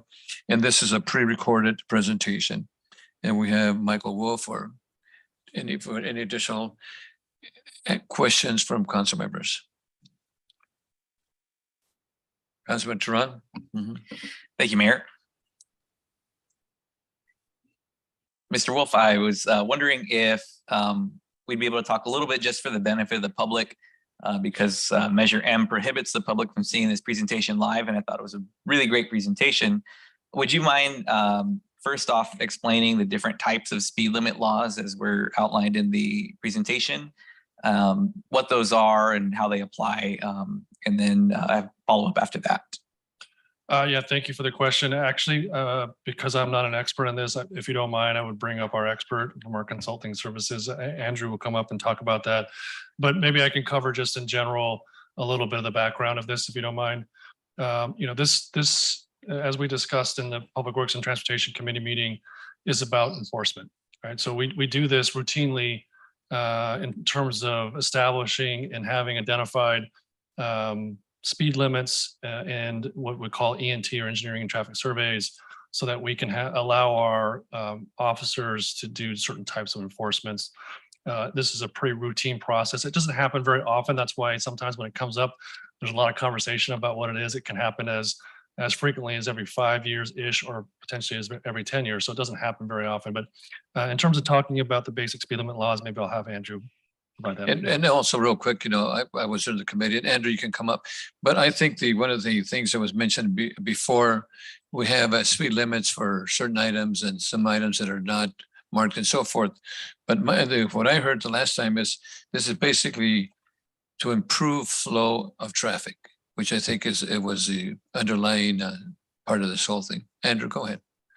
Good evening, Honorable Mayor, Council members. My name is Andrew Yee. I'm with LSY Enterprise. I have retained by the city conducted study. So question to Councilman Turan is that what are the different types of speed limits? Basically, there are 3 speed limits. The first one is a basic speed limit. Regardless of speed, you need to drive at safe speed, whatever prevailing condition. So even though a speed limit is 45, if there's rain or visibility is impaired because of fog conditions such like Oxnard, you need to drive slower for the condition that exists.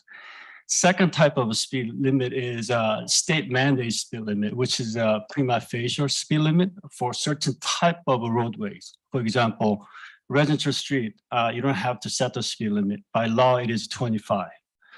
Alleyway is 15. You also can set the speed limit at 25 business district if you define the business district. Otherwise, any type of roadway in your city, if anything, 2-lane undivided, the speed limit, if you don't set by this type of particular study, speed limit is 55 miles per hour.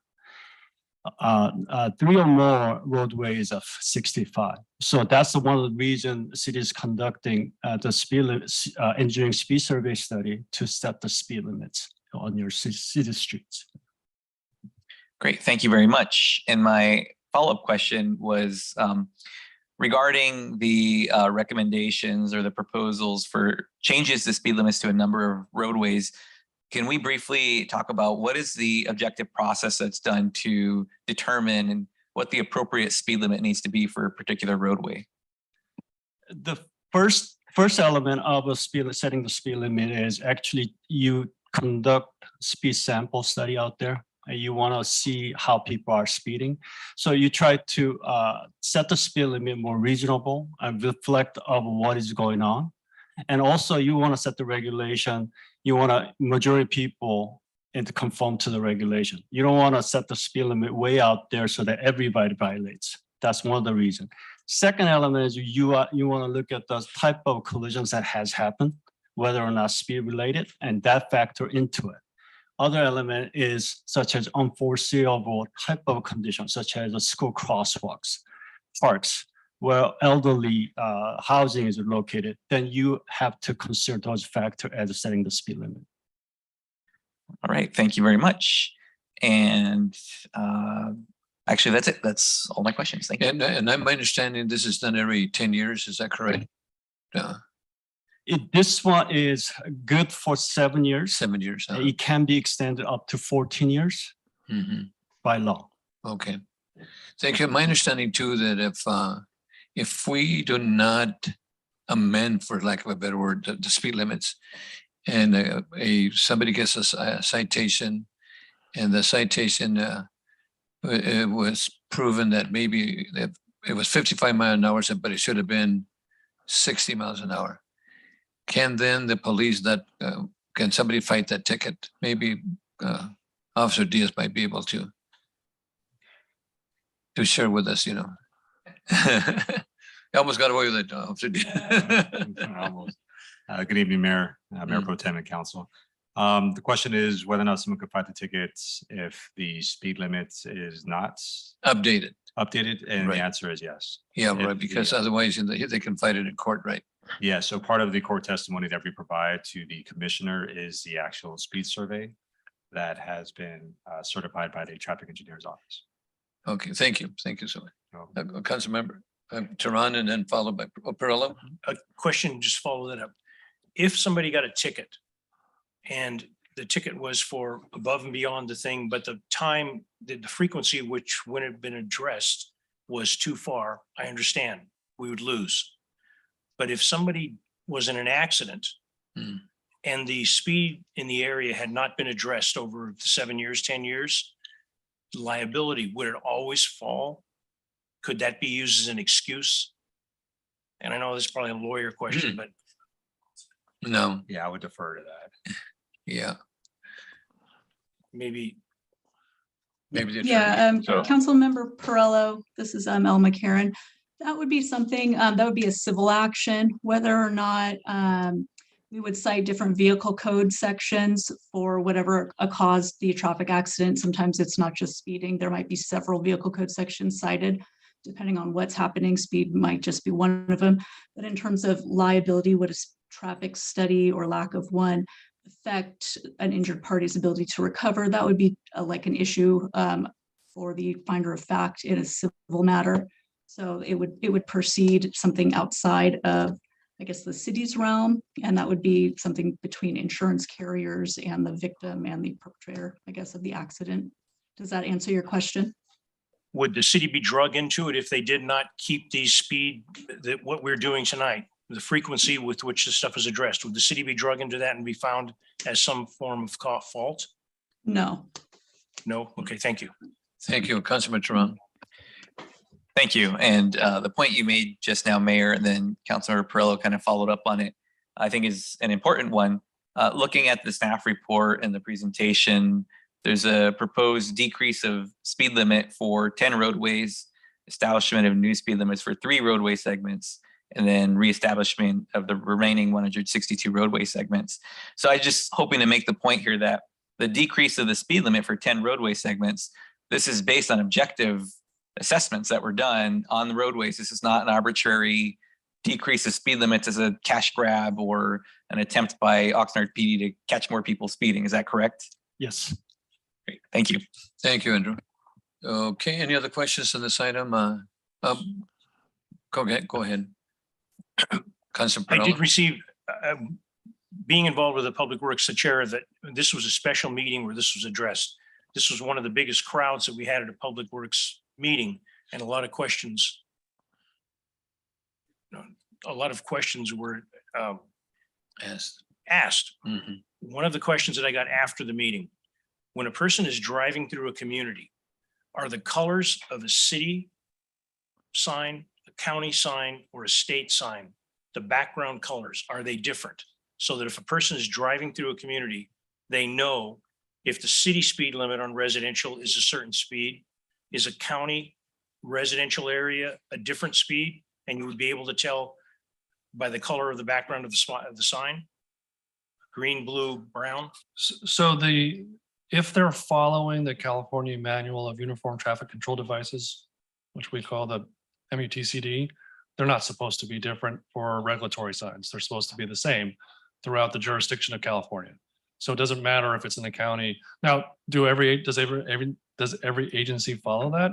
I can't say yes or no, but if they're following that manual, that requirement, then they're supposed to be all the same from a regulatory sign standpoint. So you have informational signs, regulatory signs, historic signs. Some of those could be different colors for different places, but if you're following the requirements of the MUTCD and you're following them for regulatory signs, then they're same.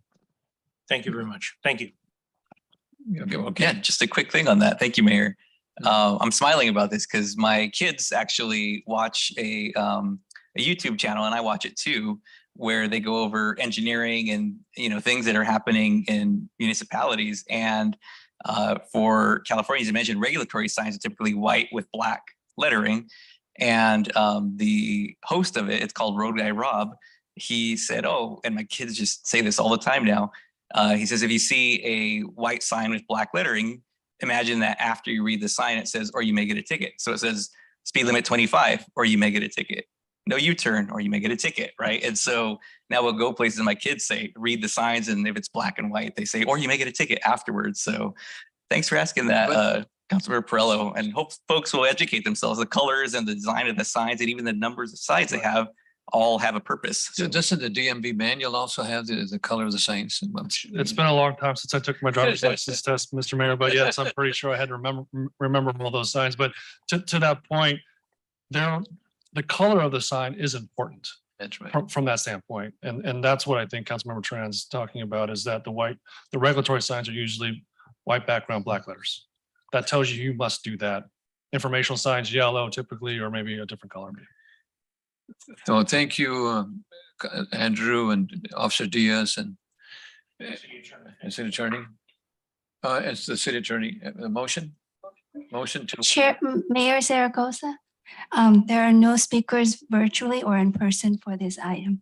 Thank you. I remember that. Thank you. We have first by Basua and second by Councilor Turan. Roll call. Good presentation, by the way.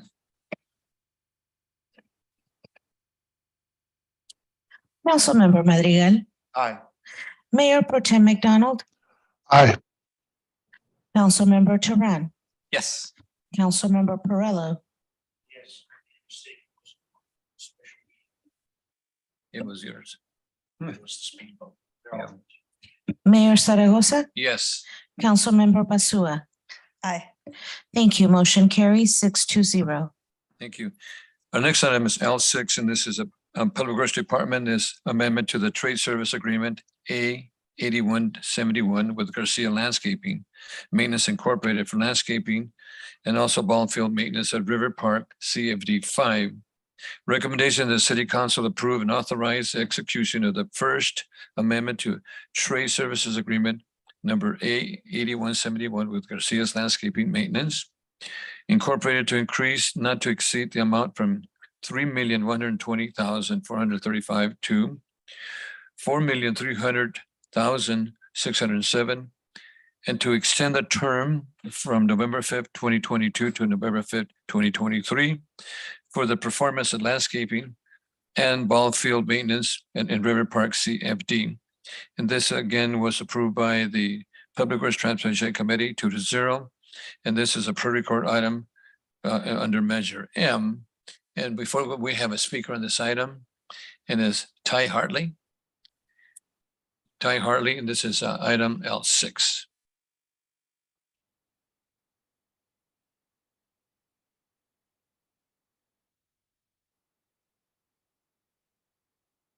Hi, Hartley. I am opposed to the automatic extension of the Garcia's landscaping contract for River Park CFD 5. Specifically for Councilman Turan, are you aware of the history of how Garcia's was awarded the contract, even with a series of steps? I began inquiring about the bidding process back in late January, early February of this year, knowing it was set to expire in November. I was told in May that there was not enough time to solicit bids without a lapse in service. This conflicted with what the previous email communication with the special district's project manager on February 3rd. He stated, no other companies are being evaluated at this time. Since this is a rather large contract, it must publicly bid out, and all landscape companies who submit and complete bids will be evaluated. In May, the project manager stated that renewing is more cost effective. However, that has not been proven since bids were not solicited. Councilman Turan, you have accepted endorsements from local unions, and I am by no means saying that you owe them contracts, but rather what they represent is the fair opportunities. That's not happening here. It doesn't mean that the contract will be awarded to union workers, but rather give all businesses a fair chance to apply. This should not have been pushed forward, and I am at a loss to understand why City Hall is demonstrating favoritism for this particular specific landscaping company. Thank you. Council members, any? Mayor, if I can ask a question. Go ahead, Mayor Pro Tem. When we say River Park ball fields, are we talking about the ball fields that are on school property that are utilized by River Park during non-school hours?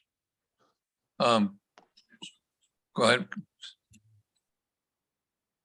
Good evening. My name is Eric Story. I am your Special Districts Manager, and with me tonight is Anthony Miller, our Special Districts Project Manager for the River Park CFD. Mayor Pro Tem, yes, these fields are the fields located at the Rio Vista schools, which are governed by a joint use agreement between the city and the Rio School District. Okay, thank you very much, sir. And Mayor, I'll get on my philosophical soapbox for just a few minutes. Commonly, we call these shared use agreements. I've always had a little bit of heartburn with shared use agreements in that we pay a lot of money to maintain stuff that through that shared use agreement is not always available to the residents of the city, except during non-school hours, which limits it to Saturday and Sunday. And, maybe during the week at night. So philosophically, I just don't think we get our money's worth out of use for the property that we're paying for in maintenance, but that's just me as an individual. Mr. Story, my understanding too is that the Garcia is a very responsible company, number one, and number two, and it's probably less expensive to amend the contract than to go out for a new contract. Is that correct? I hesitate because I'd like Mr. Miller, our project manager overseeing this agreement, to answer those specific questions. Anthony? Okay. Good evening, Council. Specifically speaking, this agreement includes a 2% escalator year over year. And I'll use one example in terms of specific irrigation supplies, we've seen cost increases anywhere from 30 to 50% across the board in specific supply costs. And also labor costs, we know are also increasing rather quickly. So the 2% is anticipated to be a much lower rate of increase than if this were to go out to bid this particular year.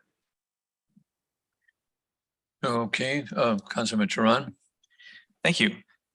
I'm wondering if we have responses to the speaker's concerns regarding Garcia's, and I know we just touched on it a little bit right now about the cost effectiveness of amending the contract and extending an additional year versus going out to bid. It was stated that there was also a time constraint in putting this out to bid at this time, with the original expiration date to be November, where we are now. Is that correct? That is correct. The major time constraint really revolves around I would say it's actually partially staff bandwidth, with the amount of time that it would take to bid out a contract of this size, and also to bid it out with the anticipation of rescoping the contract to address some of the drought concerns and how we are going to be managing the landscape in the River Park area with the reality that we're facing, and that we have less water to use in general. This contract is rather flexible, but it is anticipated that we will need to substantially rescope the contract in future years. So this allowed us the flexibility to maintain a high level of service in the community without drastically changing the price that the community was charged, while also allowing more time to more fully evaluate the needs and the wants of the community for a new contract year going forward. Okay, and go ahead. Yes, Councilman, the specific comments from the public, we will have to get back to you on. I don't have the exact dates and reference points for what was discussed. Oh, understood. And just hypothetically, if we were to have a lapse in service, what would not occur in CFD 5 if this contract were not to be extended? It would take me too long to go through the entire list, but I would say just generally speaking, all landscape services in CFD 5 for the city maintained areas would cease to occur, including anything from mowing and mow and blow services to tree and shrub pruning and cleaning and opening of restrooms in the mornings, and weekend servicing for reservation areas at the time. Okay, and I did see in the staff report the intention is in this year 4 in this extension that we would have them taking on duties that City Corps is previously doing due to staffing constraints within City Corps as well. Is that correct? Ideally, for a limited time period, that is correct. The weekend servicing is only meant to be on an ad hoc on-call basis when we do not have staffing available otherwise to take care of it. So the intention is not to have the Garcia's contract cover the entire weekend servicing through the next contract year. However, for the time being, that is also included to make sure that there is enough room in the contract to perform it for an entire year, just in case. Okay, thank you. And my last statement on that is, if we look at the timeline of things and we look at the bandwidth of the staff, how many staff do we have, by the way, in our special districts? As of today, we have 8. And specifically the CFD 5. CFD 5, as well as Wagon Wheel and Sakioka Farms, are managed by Mr. Miller with the help of 1 inspector and 1 grounds worker. Okay, thank you. For all 3 areas. Yes. Yes, sir. Thank you. So given that bandwidth of staff and then the administrative level with yourself and Mr. Miller, timeline wise and staff bandwidth wise, it seems that it wasn't looking feasible to scope this, put it out to bid, get it back in the timeframes that were allowed. And we'll follow up on that, as you mentioned, Mr. Story. So I appreciate that. Looking at the what we have before us tonight, if the alternative is to just go ahead and not renew this and then allow the contract to expire, Mr. Miller alluded to what some of the services that will be discontinued would be until we get that going. My last question then is, is the intention going into November 2023 to have this contract go out to bid? Correct. The intention at this point is not to extend it past a 1-year extension. However, the original contract does have language for up to 2 years. But as I said, there is an anticipated need to rescope and rebid the contract after the contract year is up. Okay, thank you very much. Thank you, Councilmember Basua. Hello, thank you for the presentation. I understand that we're short-staffed and scope can't go out, but I think we've got to do a little bit better with that kind of stuff, especially because at River Park, there's no grass left. So what are they mowing? So that's kind of one of my questions when we're looking at these contracts. I think we really need to look at the scope of work because most of our grass is dead in most of our parks. So Which you're speaking of. These are considered high priority and athletic fields fall into something different. They're still getting sprinkled, correct? That is correct. So they're not. right, what I'm talking like East Park, those areas that are being serviced by Garcia's. And I know because, CFD. yeah, the CFDs, there's no more. I mean, it's all dirt. So I'm not sure if we are reducing the scope of work in order to compensate for that, or is this contract still the same? You still have to maintain it regardless, right? Mr. Miller, yeah. That is correct. And specifically these concerns raised about East Park in particular are those parks in general. Yes, they are exacerbated by quite a bit of sports use and public use. But there are still areas that do need to be mowed. We still need to mow crews out there on a regular basis. In fact, East Park is one of the most used parks, and so therefore the turf there was one of the hardest hit areas when the water restrictions were first put in place. However, to say that they don't need any mowing whatsoever would be incorrect. They do need occasional regular servicing, and there are certain areas that are actually in better shape than others. So Mr. Miller, yes, not sure when's the last time you were out there, but I'm like out there twice a week. There's no grass, it's all dirt. Not sure what they're mowing. I just want to make sure that we're utilizing the contract and we are cutting down on services and not just paying for picking up the dirt. I mean, there's nothing out there. I've got fresh video from today. So specifically speaking, I am out there on a regular basis, and we do actually have a service level A standard that they would be mowing on a weekly basis in certain areas in which that has been reduced due to the fact that the grass, frankly, like you said, is not growing as quick a regular rate as it normally would be. They have been reassigned in areas to make sure that we don't lose more plant material than we potentially would otherwise by either hand watering or being reassigned to other tasks as necessary that might need more attention in the case of less water. Thank you. I just want to make sure we're mindful of these contracts as the water reduction is taking place. Thank you. Michael, anything else on this item? Yeah, thank you, Mr. Mayor. I just wanted to add a little perspective to the inflation. So the question that came up or the comment that came up was about the original bid process, and we'll go back and make sure we follow the required public works or bidding process for that. This contract does allow for an extension. It's allowed in the contract up to 2 years. We're recommending 1-year extension. I would also like to point out that, as the staff report said, this was originally a contract entered in 2019. And if you kind of do the math, 2019 to now, if you looked at the actual CPI, it's a lot greater than 2%. 2%. So the idea here is that staff's recommendation is that we certainly could go back out to bid, but we don't think it's fiscally responsible to do that based on the fact that we have this locked in place at 2% a year.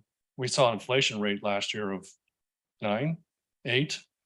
Just alone, that would have caused this contract to be a lot more. So we're making that recommendation based on the the world's fiscal impact that's right now, and the fact that we had these locked in for only 2% max. So that was our recommendation. But certainly, I think Councilmember Pursua's comments well landed, which is it shouldn't just be about staff resources. These are things that if we have the opportunity to save our residents time and money, we should be doing those things. We felt like just based on the fiscal, the world that we're in right now, this was our recommended approach. Thank you, Michael. We need a Mr. motion. Mayor, one quick comment. Mayor's, Go ahead. Mayor Pro Tem. I'm gonna end up supporting this, but I don't like it. I don't like the shared use agreement. I think it's us maintaining something that we get very little use out of, but to not support this will have far-reaching effects on other areas of landscaping out there because it's all lumped together. And I would hope that when we revisit this, that we revisit the whole shared use concept and maybe not include that in the next contract. Okay, thank you. Councilor Perillo. I'd just like to share this with the council. Social media can be a lot of things, good and bad. But there are comments in social media about specific parks in my district, close to the beach, that people are complaining that the people are mowing the dirt. And those comments are sent to me. We find out that there had been a problem with sprinklers, and when the problem with the sprinklers is addressed, the grass is growing. So it was a maintenance and checking things out. I don't think that the crews are doing something to sandbag the city. But I do know that the residents look for things, and if they can find faults, they will use a fault. And one of the faults that I find really peeving from having had a job in the past where you're wearing a uniform, if you were to stop to go to the bathroom, buy a hamburger, or check the tires or fill your car with gas, they were expecting you to be on the clock. What is he doing? What is he doing? What is he doing? And I get comments even in walking neighborhoods, various parts of District 1. I saw the landscaping crew sitting under a tree. I'm like, come on, the guy's entitled to lunch. If you can prove, that's why facts and evidence matter. But if they are cutting the dirt and they are not reporting that there's a problem with sprinklers not working in a certain area, I would expect to see some, action taken. But if they are doing their job and the sprinklers are being addressed and the grass is coming back, even without the rain, the grass has got to be mowed. I do agree with Councilman McDonald on the deal about joint use. One of the issues with us and the size of the parks, and we've had residents bring this up many times, Mr. Lawrence Paul Stein, one of them specifically, we're under parked for the size of people we have. In that River Park area, specifically those ball fields along Vineyard Avenue, they are heavily used by non-school function organizations, little leagues. I can't tell you if soccer is playing or now, but Little League crazy. And if the school doesn't maintain it, we'll have those Little League organizations on the city wondering why we're not providing them with facilities. So it's a devil in the details, but the joint use things specifically here, I can see it be a real problem. But I do agree with Mr. McDonald, Mayor Pro Tem McDonald. They have been a can of worms in the past and they will not go away. And maybe they need to be really carefully scrutinized in the future. Those are my comments. Thank you, Councilman. Michael, any additional comments? Okay. Mayor Councilmember, Zaragoza, any speakers? there are no additional speakers virtually or in person for this item. Thank you. So motion? Second. Okay, Councilman Perillo first, second by Councilman Madrigal. Roll call. Mayor, this is to confirm that we have a motion by Councilmember Perillo and a second by Councilmember Madrigal. Yes. Thank you. Councilmember Madrigal, Aye. Mayor Pro Tem McDonald, Aye. Councilmember Turan, Yes. Councilmember Perillo, Yes, and thank you, Mr. Miller. Mayor Zaragoza, Yes. Councilmember Basua, Yes, and for the record, I agree with Perello and Councilmember McDonald. thank you. Motion carries 6-0. Thank you. Our next item is item number 7, Public Works Department.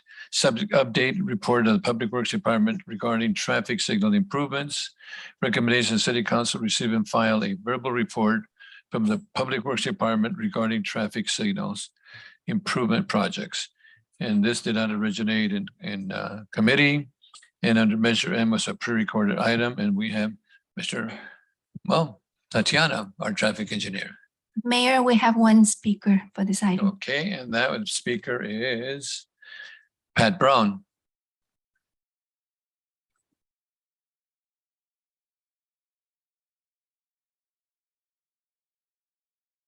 I see around town a lot of different kinds of traffic problems. And I used to think it was all the same. It's not at all here. Oxnard Boulevard becomes a truck place throughout most of the day during the week. On Sundays and Saturdays, not so much. And they like to follow each other. So there's a couple of trucks that are going and coming at the same time together. They wait to be together. That just makes the traffic even worse. It just stops up everything. And if one gets too far ahead, he'll slow down so that the one behind him can catch up. And all of this just creates a real havoc. I've also noticed from the base, when they all start to leave around 4 o'clock or so, and they're all coming north on Oxnard Boulevard. And it's just, it's just horrendous. You can't get across it. You can't get through it. There's just no way. You just got to be part of them and wait for your turn for a gap for you, a place to get through. But our truck problem is something that we've got to do something about. And it's getting worse over the years, I've noticed, very slowly, but it's getting a lot worse. And by the way, the trucks are creating more of an environmental problem than the cars are. Even including the freeway out there, 101. The trucks are a bigger problem, and they need to get electric as soon as possible. And they're not wanting to do that. I know, I've heard all about it. But we've got to get them off of the boulevard. They don't have to come on the boulevard. They can go east and up on Rice Avenue. It's a great place for them to go. But they just, for some reason, they just gotta be together, and they gotta be on Oxnard Boulevard. And they'll be going and coming at the same time, and you're wondering, what in the world is going on here? And I only see one way to handle this truck problem, and that is to get together with them and have a nice meeting with them. I've done that in the past. I actually have. It's been a long time. It's been maybe 15 years or more since, but I did it. And it can be done. Thank you, Pat. Madam Clerk, any other speakers on this item? Mayor Zaragoza, there's no additional speakers virtually or in person for this item. Okay, Tatiana. So any questions of Tatiana or on this traffic study? Signal improvements, excuse me. Councilor Turan. Thank you. Thank you, Ms. Arnaud, for the presentation. Also, thank you for putting this together. I know this is a request I had made recently to come back to council for the public to see, just because I had heard a lot of and seen a lot of conversation around the issues specifically at Ventura Road and Doris Avenue. And so I'm wondering if you wouldn't mind just taking a second to talk a little bit about that intersection to start with. If you could tell us some of the recent improvements that have happened there and kind of what we're looking at, and then we'll talk more about the larger project of the 10 intersections. Absolutely. So I'm Tatiana Arnaud, your city engineer. And as far as Ventura Road and Doris Avenue, Councilmember Turan, like you said, we also get a lot of questions and comments on that intersection in particular. So more recently, we did install some yield to pedestrian signs. We also did some programming there for the lead pedestrian interval, meaning that we're giving pedestrians more time to cross the road more safely, right? In addition to that, we went ahead and repainted all of the pavement markings. So those are the things that we could do more quickly and that don't involve a major capital project. So we're able to do that with our traffic team as well as our streets crew for the repainting. Now, it is part of the 10 signals project, which is happening throughout the city, but that would involve the addition of a protected left turn, which is really what the most comments that we get on Ventura and Doris for, as well as several other intersections. So that 10 signal CIP project is actually primarily to add protected left turns at all of these 10 intersections. So that will include new signal poles and equipment. We'll be doing new signal phasing there, adding high visibility crosswalks, video detection, just like we're doing with all the traffic signal improvement projects, adding the emergency vehicle preemption so that our emergency vehicles can get in more effectively. And then new accessible pedestrian systems, as well as some street lighting for the 10 intersections. Now, similarly, we are doing the 5 signals project. That's primarily down Oxnard Boulevard and Saviors Road. That one is, the construction contract is awarded and work has not started yet in the field though. We're doing some potholing, things like that right now. We anticipate that work to start early next year. And then we have the 7 signals project, which many of you have probably noticed, like on Ventura and 7th, there's a new traffic signal system up. It is not completely functional yet, but we are doing the final connections, and all of those for the 7 traffic signal systems, we should see that fully operational late this year, early next year. So that's generally speaking the updates for our traffic signal system here in the city of Oxnard. Can I add a little bit to that, Councilman? I want to apologize. The Doris and Ventura Road is extremely important that we take care of that. In fact, Councilmember, you and I were over at a function the other day, and this one gentleman said he, I won't say what they call it, but they call that intersection, but he had a brand new car bangled up completely, and he ended up in the hospital and could barely walk. And he says, please, whatever you can do something with Doris. The information that you have right now is extremely important. And I'd like to get that so we can give that to that particular person, which I think is extremely important, what we're going to do with that. The other part before Councilmember is 2nd Street and Till Club Road. We need a left turn pocket there. If you're turning left on into 2nd Street on Ventura Road, the cars miss you by that much. I'm not kidding you. It's just horrible the way it is there. And I travel that every single morning. And if one wrong move and boy, you're gone. I'm sorry to say that. But look at 2nd Street. I think it's really important. 2nd Street and Till Club Road. I just had to say that before we continue. So, Mr. Mayor, that is something that we're going to be studying here in the near future, is whether or not we can add a protected left turn on 2nd Street, basically coming south on Ventura Road, turning east onto 2nd. And 7th Street was working. I just went by it today too, you know. That looks correct. So there was a pedestrian crossing that had that it was jagged halfway through, right? And so actually it was a line of sight issue for drivers that were driving north on Ventura Road, turning right onto 2nd Street. And so now that has all been addressed, and pedestrians should be able to cross more safely. And we did add new ADA ramps to assist with that as well. Yeah. My apologies, Councilman Gerald. No, not a problem. Thank you, Mayor.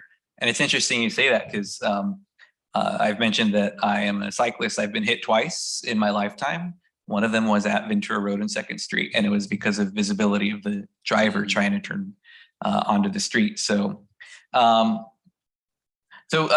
follow-up to that, though, you mentioned the 7 signals upgrade project, and at Ventura Road and 7th Street, a question did come that I recall now, where they said, why did they get rid of perfectly good traffic signals and replace them with other ones? What was the purpose? So would you mind just talking a little bit about the 7 signals upgrade and what the idea behind these and the intention was? Sure. So actually that traffic signal equipment was extremely old and outdated, and we were having a lot of issues with it. So we did have our crews out there fixing things pretty consistently. So that's part of the upgrade. So it was at the end of its useful life. Yeah. So not perfectly good. That's what I hear. So, all right. Thank you very much. Those are my questions. I appreciate the update on this and bringing this for the public. Thank you, Mayor. Councilman Perillo. The old Oxnard High School site, where there are traffic signal steel laying, those are the scrap that's going to be the ones taken down. Correct. So those were the old poles. And once we're done with the project, we'll go ahead and get rid of everything at that time. Okay, thank you.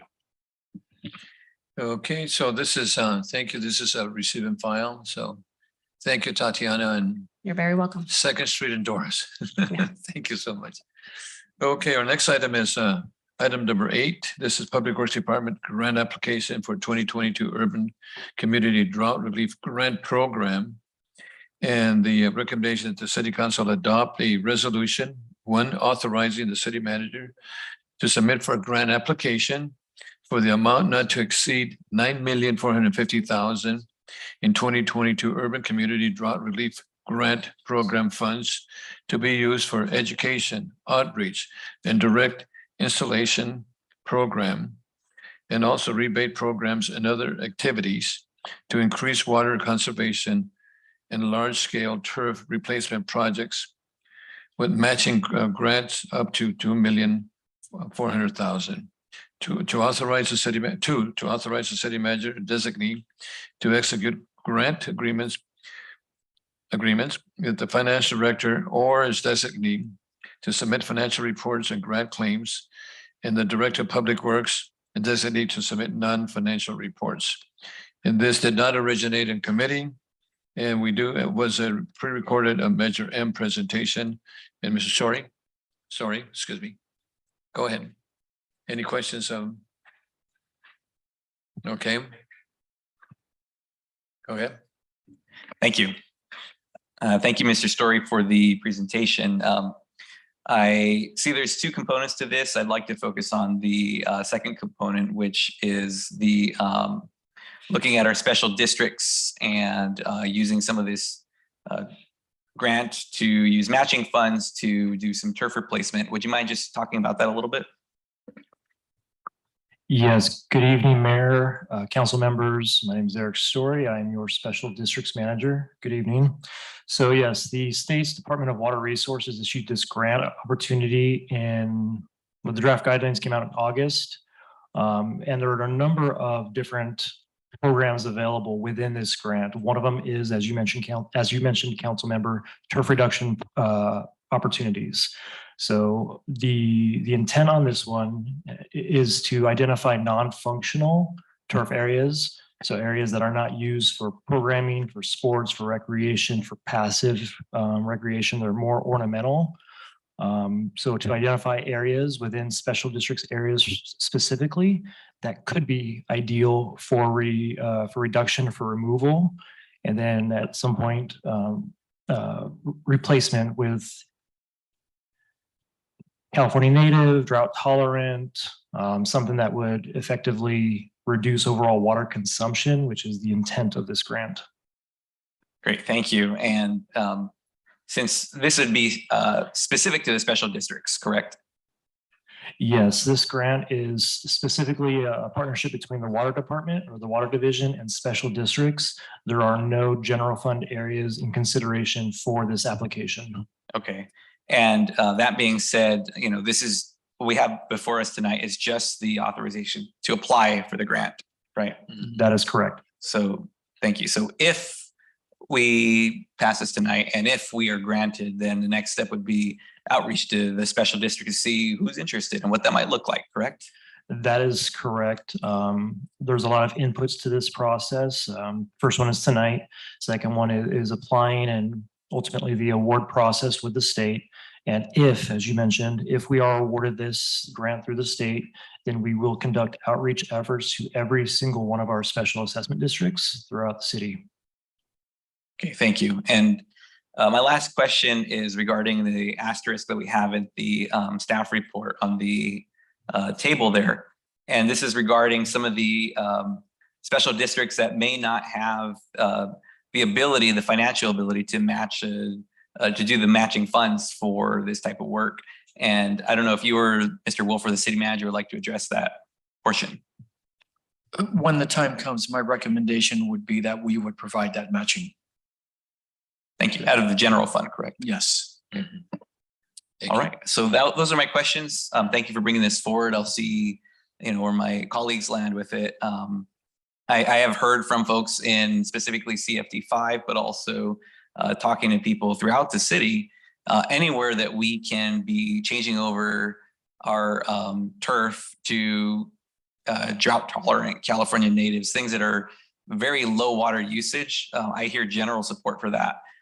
Since this is specific to special districts, I will request that, if we move forward with this and if it goes, or if we are granted this, that there is very intentional and robust outreach to the special districts so they understand fully this opportunity and they can take advantage of it.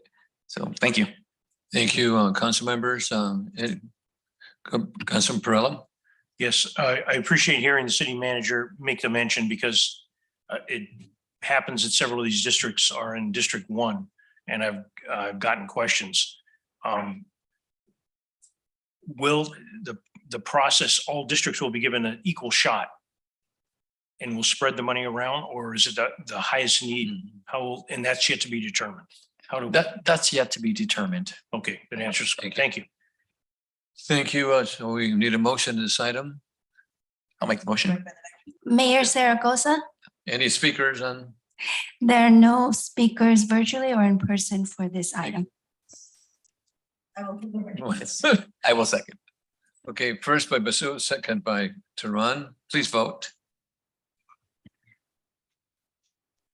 Councilmember Madrigal, Aye. Mayor Pro Tem McDonald, Aye. Councilmember Tehran, Yes. Councilmember Perrello, Yes. Mayor Zaragoza, Yes. Councilmember Pasua. Aye. Thank you. Motion carries 6-0. And this is our last item. And again, we don't meet next week. Please vote next week, Councilman Tehran. Yes, thank Before you. we adjourn. Before we adjourn, if I can share one really quick, great thing about youth for Oxnard. I apologize, I didn't do this during our council member comments, but I recently did presentations to Fremont Academy, Chavez School, and Lopez Academy at the request of the teachers there for their ethnic studies program in middle school, by the way. And I just wanted to thank Fremont Academy for sending all these thank you cards for coming out. And they had great stuff to say about the city, and they have a lot of pride there. And I just wanted to thank them all publicly for these thank you cards and for the opportunity to come out and speak and come to our meetings sometimes. We'll be here, but come with your parents. Thank you We don't so want you much. staying out this late. So And we are adjourned. Thank you. Thank Have a you. good evening. Thank you all.